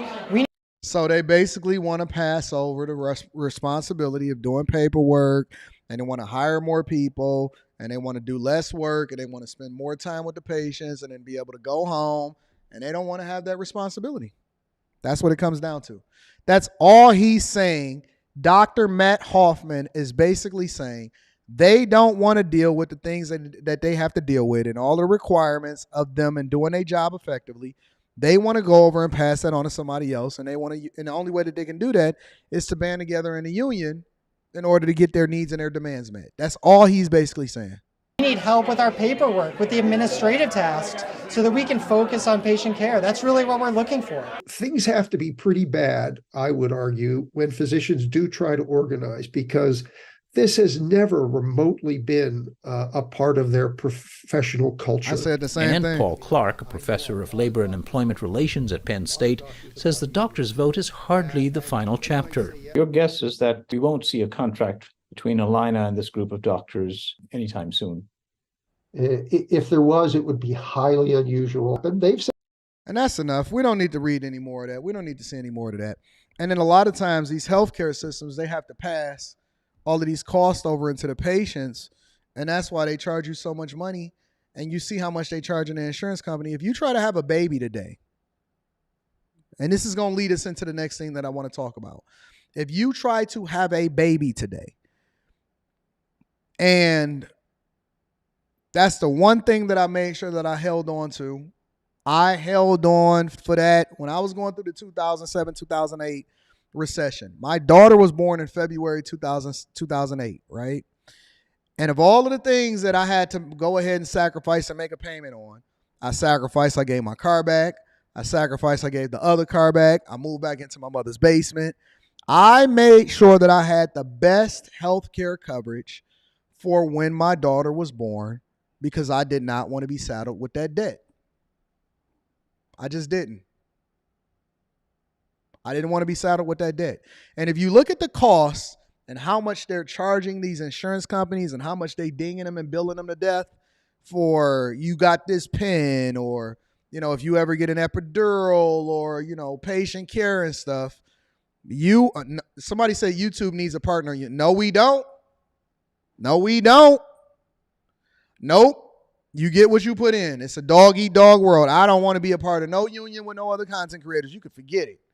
No, we don't. I'm good. I'm good. I come on here and I work and I grind and I hustle, and I don't want to be a part of nobody's union. You can keep your little partner union.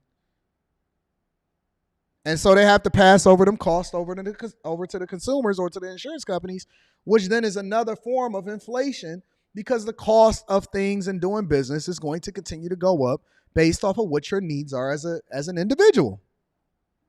5,000. That's it? Yeah, right.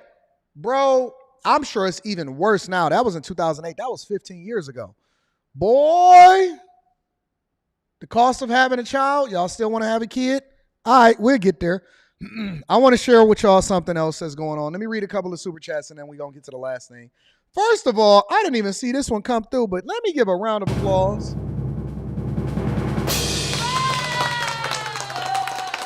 Anthony Kelman came through with the 50 ball, and they said, I don't blame him in a way. I'm a medical professional, and I pay $830 for insurance in NYC. No kids, single, and no health problems. I don't know what I pay. I need to go and get my I just did open enrollment last year for my health care for the family. I just did open enrollment. Another reason why I still hold on to corporate America. They give me that good life insurance. They give me that good health care coverage that I ain't got to pay for myself. And I'm going to tell you, one thing that Rita do on a regular basis is she makes sure that she keep all of us scheduled with doctor's appointments, dentist appointments. She going to make sure that we get the most out of that health care coverage, I tell you. Shout out to Anthony Kelman. I appreciate you, big dog. Thank you for the super chat. Make sure y'all tap into the Patreon. Link is in the description as well as pinned to the top of the chat. Eric Harris says, I present to you, I doctor a Tesla robot. You know, a lot of people is just going over into different countries. They're not just going over there to get BBLs. They're going over there to get their teeth done. They're going over there to get whatever regular checkups are. They doing a lot of that stuff, man, for real. All right, I'm going to continue to read super chats, but this leads me into another portion of the show, right? Because when we talk about children, we talk about healthcare coverage, we talk about the cost of doing business here in America, there's a segment of the population that people are getting really mad at, and they're calling them DINKS. No, I am not doing after hours right now. That's not what you thought you heard. It's literally called DINKS. DINKS. Yeah, we don't replace the N. Don't replace the N. I know what you're thinking. No, that's not what we're doing. DINKS. They're called DINKS. Have you ever heard of DINKS before? You ever heard of DINKS before? Well, there's a movement that has been going on for a period of time, and I've actually been seeing this play out, and that people are absolutely mad. It's a big thing on Instagram. It's a big thing on TikTok. Yep. Double income, no kids. Double income, no kids. Or dual income. Yep, you're right, Osriel. Dual income, no kids. It means that they are choosing to cohabitate, combine their resources like Voltron, live this incredible life, and not have to spend any money on children. And women are pissed about it. Take a look. We got married fairly young, and we both just decided for many reasons we didn't want kids. And then at some point we heard the acronym DINK, and I think just really fell in love with it. There are more Americans that are deciding not to have children, and it's purposeful. This new trend has led to the rise of a new type of household, more commonly referred to as DINKS, dual income, no kids. Oh yeah, dual income, no kids, that's perfect for us. That's absolutely right. Children are the death of net worth. Pretty crude, but honestly very true. This household configuration of dual income partners living alone without children is on the rise. Kenya from Cali said, I think it's selfish. Why? I don't understand why y'all think that it's selfish. Why do you think that this is selfish? Why is it selfish to make an informed decision to not have children? You could be a lot more fruitful, a lot more productive. You can have a lot more fun. I believe, I'll take the opposite position. I believe that the more selfish thing to do is force a child to be here under duress when you don't want to have children in the first place, and then force the rest of society to have to take care of them as far as these social norms and, you know, all of the monies that we have to put into supporting single people that have children that they can't really take care of. It was everything in me. It was either I was going to have one kid or I wasn't going to have any kids at all. I strongly considered not having a kid because I didn't want to bring them into this world. I think that the more selfish thing to do, the 10 times more selfish thing to do, is to have a child, have them out of wedlock, or have a child that when you don't want to have a child, and force somebody to be here that had no choice to be here in the first place. And then we subject them to these horrible situations, family court, baby daddies and mamas, you teaching them and inputting into them something that they don't need in the first place. I don't understand. Somebody said, only thing is who's going to take care of them when they old. What do you mean? It's not, listen, if y'all having kids so that they can become married to you and taking care of you when y'all are wild. Y'all are wild. Y'all having kids so they can take care of y'all when y'all old. Why would I want to saddle my kid with that burden? I want them to live their own life. So y'all gonna be son husbands and daughter husbands and daughter wives. Y'all gonna force y'all kids to be son husbands. Yo, I coach so many men. That are burdened with being son husbands because they got to take care of their single mama that left their daddy not doing nothing, and they living off of the greatness of their kids. And their kids is suffering, can't even have no real life of their own, can't really thrive, because it then flips.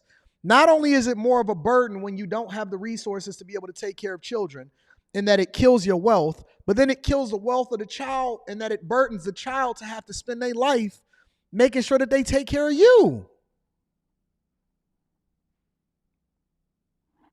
Y'all that selfish? Somebody said you're assuming that they're going to be born out of wedlock. Most people are. Most people are born out of wedlock, or they're born, or they wind up being a part of a single household once they get divorced. That's a fact. That's a fact. Come on, man. People are pissed at this. They get mad at women and men for choosing not to have children. Ain't that crazy? In 2022, it was around 43% of households, and that's about a 7% increase from a decade previously. Y'all wild. In 2022, 43% of Americans surveyed said they'd want to get married, but just a little more than a quarter said they were sure about wanting children. The term DINK is becoming more prominent now because of financial challenges, and they see children as just another financial challenge that maybe they don't want to take on. Y'all can't even take care of yourself. I do stories and reports every single day of y'all living van life.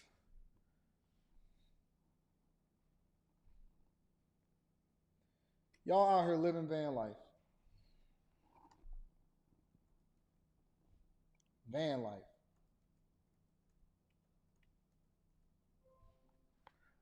Y'all out here living van life.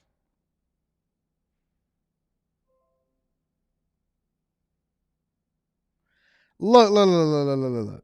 I just put single mother van life into the search bar. Let me tell you what popped up. Single mother van life into the search bar.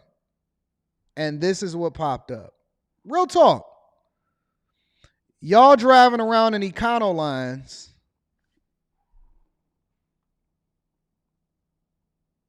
A glimpse into van life with a toddler. A glimpse into fam, you in an econo line. You in an econo line. Daily routines, living in a van as a single mom in the forest.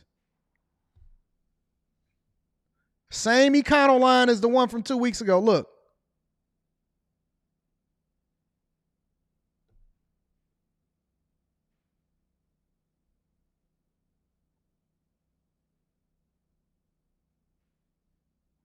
I know, listen, this stuff come across my timeline all the time.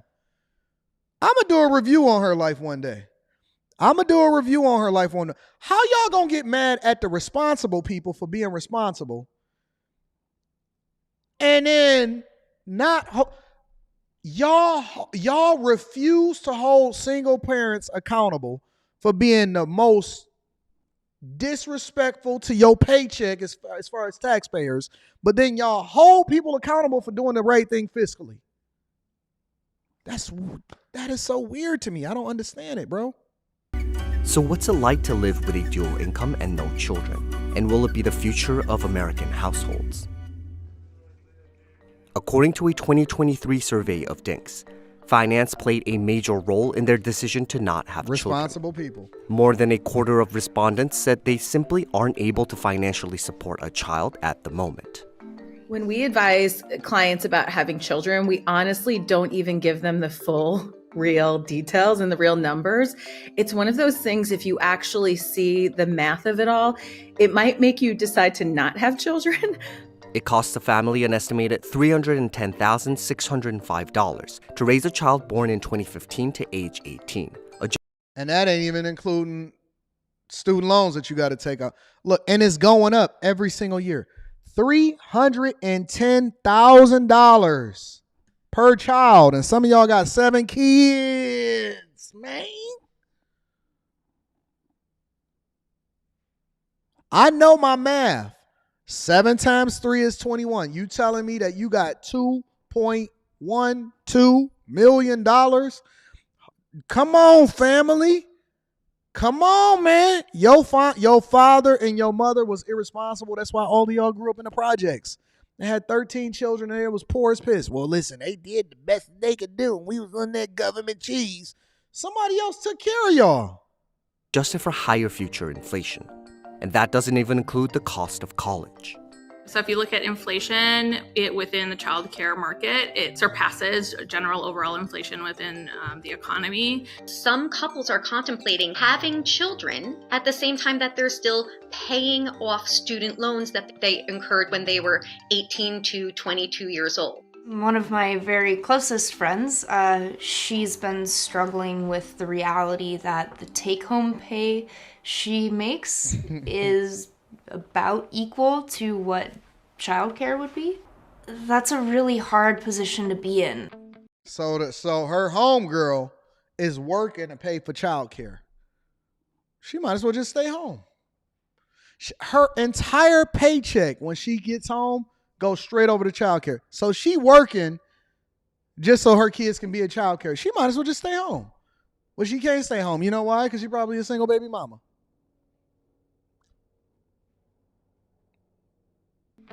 Seeing our friends really struggle with that balancing act has, I think, made me appreciate the flexibility that Hey, this we dude is have reading a book that says hot and unbothered. And he got longer hair than his girl. I'ma just not look at the context clues. Let's just continue to look at this, y'all. financially because we don't have children. Besides saving on childcare, DINKS can also fully reap the benefits of combining their finances. To look at both of our incomes Working coming together. in and see how Going 50-50. And is they balling, huh? we're able to handle all of that because we don't have extra finances with a child. It's much more comfortable. We get to focus more on the things that we want to do and saving a lot of that money for the future, and worry less about the day-to-day finances of the house and our bills. I would love to open a child care facility to take all of the single baby mamas' money. I would love to, but only problem is that I don't know how to open up one and then I don't have to be there. You know what I'm saying? If I can open up a child care facility, ooh, they would be so mad. I would call it the single baby mama tour facilities. The single baby mama tour facilities. That way, my child care prices will be according to whatever each individual's take-home pay is. It's not a flat rate. It depends on what your take-home pay is. You're going to get the best care, though. You're going to get the best care. You're going to get the best. Look, if all goes bad, if real estate go bust, if all goes bad, I'm going to open up a child care facility because I ain't got no felonies, I ain't got no arrests and none of that. I am more than suited to open up a child care facility. And it's going to be David Goggins style, and I'm going to make sure that I do it according to your income. So whatever it is that you take, you're going to be required to have to show your pay stub before you can enroll your child, because I need to make sure that you can afford it. And then we're going to put the pay stub according to whatever your income is.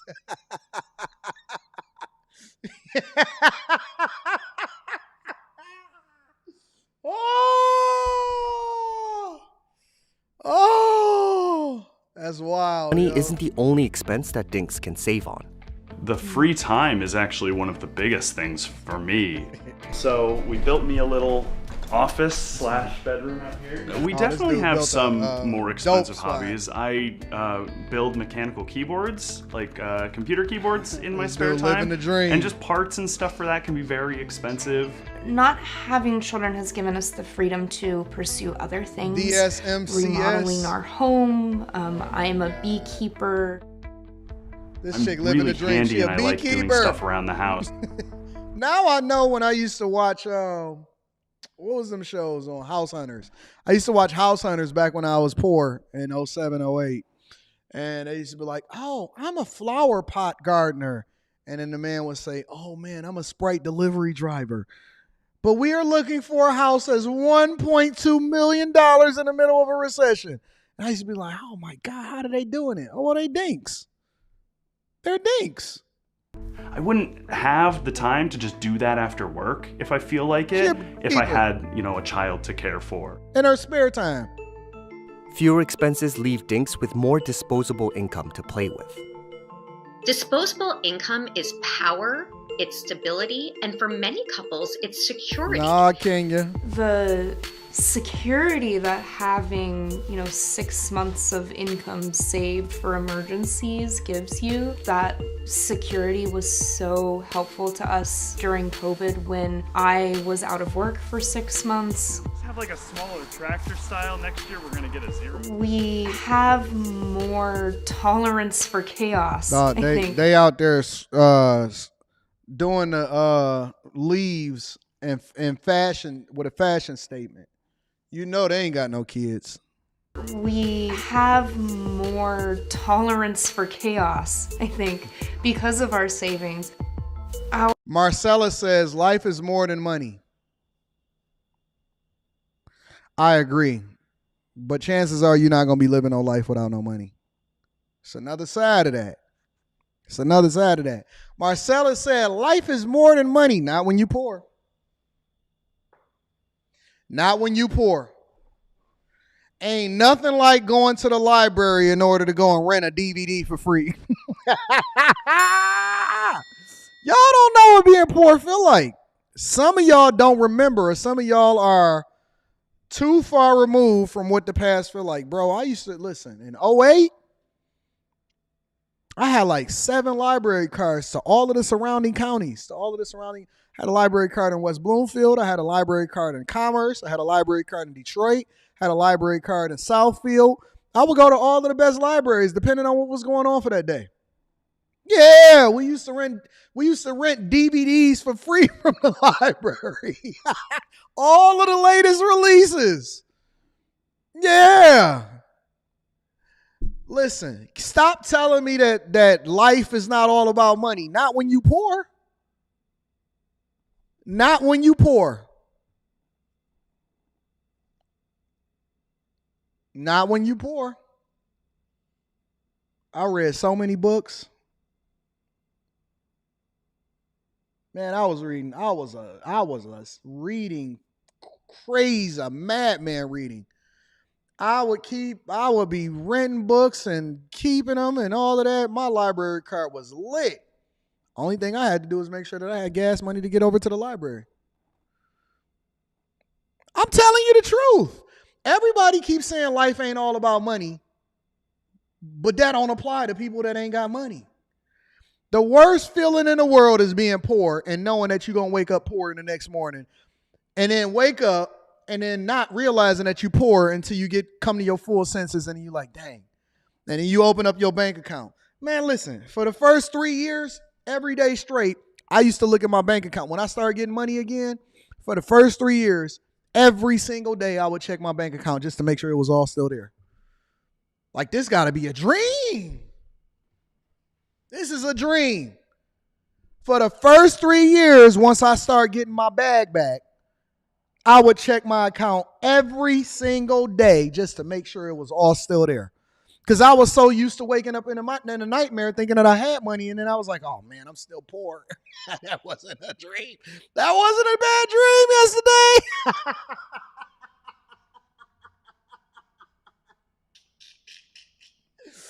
Oh man, I ate so many grilled cheese sandwiches, boy. So many grilled cheese sandwiches. I had so many grilled cheese sandwiches, fruit snacks. Being a grown man eating fruit snacks every day. You don't know what that feel like. Do you know what it feel like to pack a lunch to go to the library as a grown man?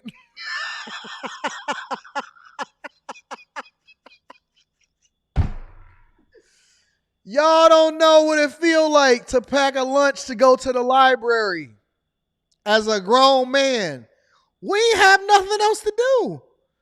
Once we got out of school, once we got out of work, all of the money went over to the bills. You know what I'm saying? We was taking our spare time. Wasn't no need in sitting at the crib. And so you pack a lunch. You get you some fruit snacks in that joint. You go to the library. Yeah. Ain't nothing like going to the library with a grilled cheese sandwich and some fruit snacks as a grown man. I was in there happy as can be. I'm going to be rich one day. I'm working on it.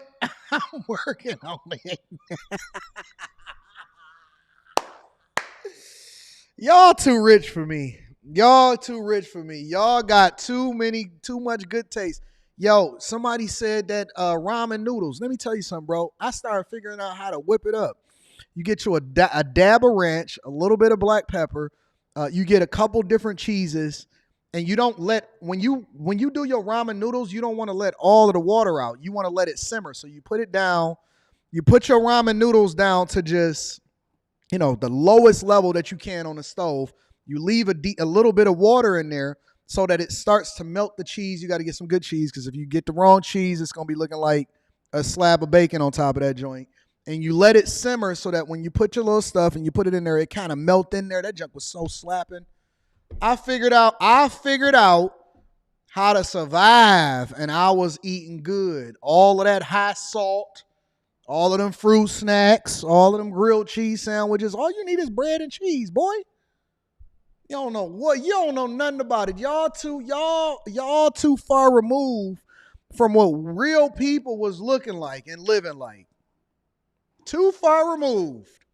Don't know nothing about factoring in the tip before you even go to the restaurant. Knowing that you shouldn't be at the party.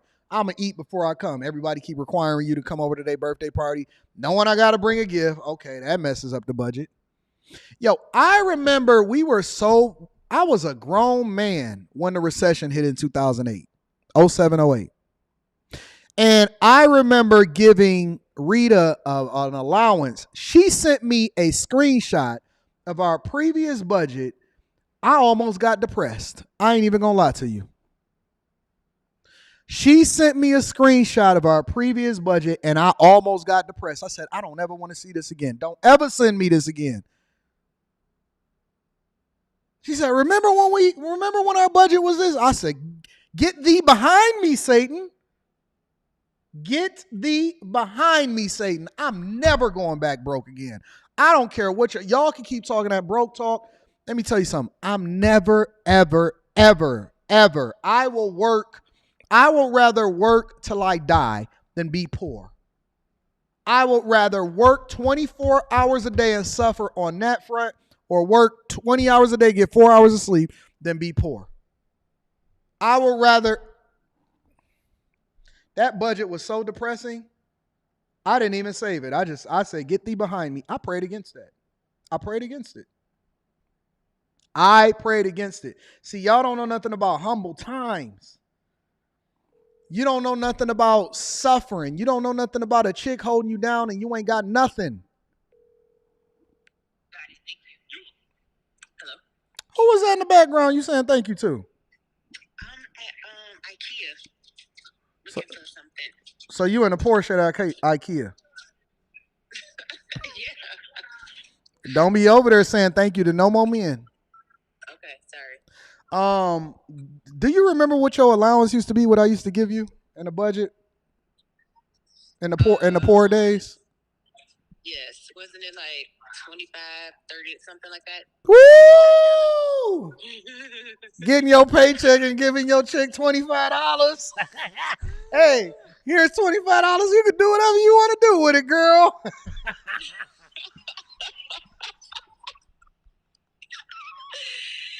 We was having fun though. Oh, we found out all kind of creative ways. We was doing picnics, reading. We did that for our anniversary.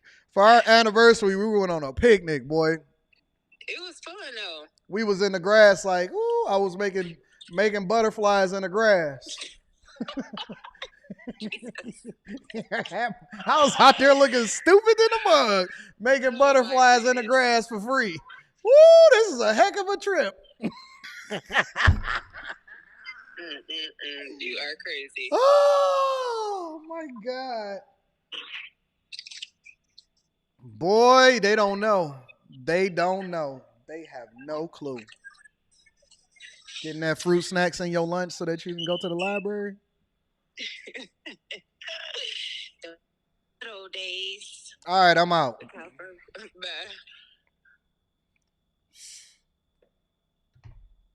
But don't listen. Nobody can relate to you more than I can. I'm giving you the real. Nobody can genuinely relate to you the way that I can. To get money, and I was making $120,000 a year when I was 18, 19 years old, to having nothing and going on a anniversary on a picnic because you broke. See, these women today, they think that it's cool. Oh, you got to have Ruth Chris. That's cool. Well, Chris ain't Ruthin over here. And you and somebody else would have missed out on a good thing. Because now she's at IKEA in the middle of the daytime in a Porsche. And a brand new one. 2024, not 23, not 20, not 15, not none of that. And so a lot of times these people miss out on a good thing. They miss out on a great thing. They miss out on the vision that a man has. And they say, well, should I just believe in him? She didn't have to. She was having a good old time with her $25 allowance. She was having a good old time with her $25 allowance. And because she held it down, and because she believed so fervently in me and that I would go out there and I would do my sales job, and then I would go out there and do my second job, and I would come home, I would sleep for 2 hours, and then I would get back up, and on the weekends I would study because I was going to school full time and stuff like that. And I would get home and my feet was hurting so bad. My feet was hurting so bad because I was going door to door to door. I was hustling, I was grinding, and I had made up in my mind that my daughter was never going to experience the life that we experienced when we was growing up. I didn't care if it was a recession. I didn't care what it was. And so I was willing to do whatever it took. And I ain't have no money. I had what it was that we had saved as far as the 25% of what we was making prior to going broke, but I was unwilling to touch that because I knew that was the nest egg that I was going to allow for us to compound. When everybody was selling and jumping off the bridge, we was making sure that we was holding it down. And we knew that it was just going to continue to blow up. And so we let that thing roll over. And we just played poor forever. It would have been a temporary fix anyway. We would have still been broke afterwards.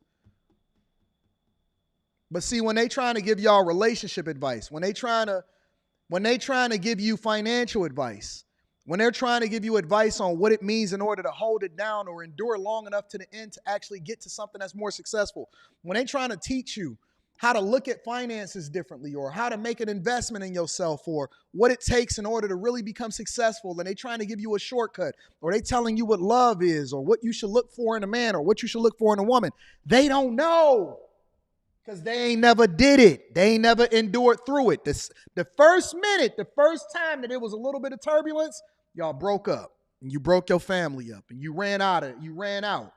The first opportunity when y'all went broke, you didn't go broke together and see that junk through. You said, I could do better by myself. The minute when things started getting tight, you ran. You turned your back away from God because you said, God, why hast thou forsaken me? God wasn't forsaking you. He was taking you through what you needed to go through in order to get to the space that you prayed for him to be into. You prayed for success, but he wouldn't let you get there without having a character to go along with it. And that's why you see when these people come up on these platforms and they get a microphone and you get the academics. Academics the other day said, and I hate to say this, but I'm going to use it as a reference because he said it publicly. He said for the last 10 years, since he was 22 years old, every single day he drunk. He's drinking Hennessy, Casamigos. Every single day he's drunk. But see, the thing about it is that when you follow God, he don't allow for you to skip steps because he's never going to give you more than what you can handle. So the reason that you're not successful is not because of God. It's because you didn't do what you needed to do in order to endure through the end. You didn't read the whole Bible. You read one scripture. You let one pastor preach something to you. You let one woman tell you what it is that you're supposed to be looking for in a mate. You let one person tell you what your love language is. What's your duress language? What's the language that you speak when you under duress? When you got problems? Who you turn to? I don't want to hear about your love language. I want to hear what your language is when we going through something. What's your duress language? Don't talk to me when everything is good. It's easy to get along when everything is good. What you like when you start having problems, when you having life circumstances, when somebody die in your family, when you start to get to that bag and then you lose it all. When all of your friends turn against you and your family tell you ain't going to be successful and your professor is saying that you ain't going to make it. What's your duress language? Don't talk to me about what your love language is. I don't want to hear that. You don't know what it means in order to go through, endure to the end. You don't know what it means in order to hold somebody down. You don't know what it means to actually benefit from it. You want to see them at the finish line. You don't want to actually build with them because that's too much like right. It's too much like God. It's too much like being equally yoked. And so you run around out here and you taking advice from people that can't do nothing with you, that can't do nothing for you, that ain't going to be there for you when you decide to go through something because life is going to rain on you. It's going to rain on the just and the unjust. But I don't want to hear that. I stand in what it is that I say, and it's the truth, not my truth, not your truth. It's the truth. And I stand in it because it doesn't change. It doesn't change. And the secrets to success, whether you're talking about financial or you're talking about relationships, it's the same across the board. It does not change. It's just like the word. It's going to be here before you. It's going to be here after you. What you're going to have to make the decision of is how bad that you really want it, or if you want to continue to run in the victim Olympics and place blame on somebody else as to why you in the situation that you in, regardless of the situation that you in. It's all on you. It's all on you. I don't want to hear about a love language for somebody that wrote a book. I don't care about your love language. I don't care if your love language is affection, gifts of appreciation, communication effectively. All that junk fly out the window when the man is coming to take your car. I guarantee you. Keep talking to me about what your love language is. I ain't impressed by you. I ain't impressed by you. You ain't been through nothing. You can't tell me about how it is that we supposed to be successfully married. You a life coach. You 22, 23, 28 years old. Ain't even married. Ain't even had no level of success. Ain't never built, failed, built it again, failed, built it again, built another business, failed, built a business, was successful, failed at the next one, tried to take all of the resources that you made from your business and throw it into another one.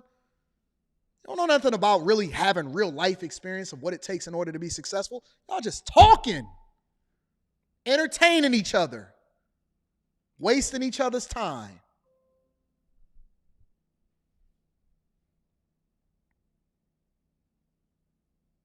We different over here at the Bag Chasers. We different.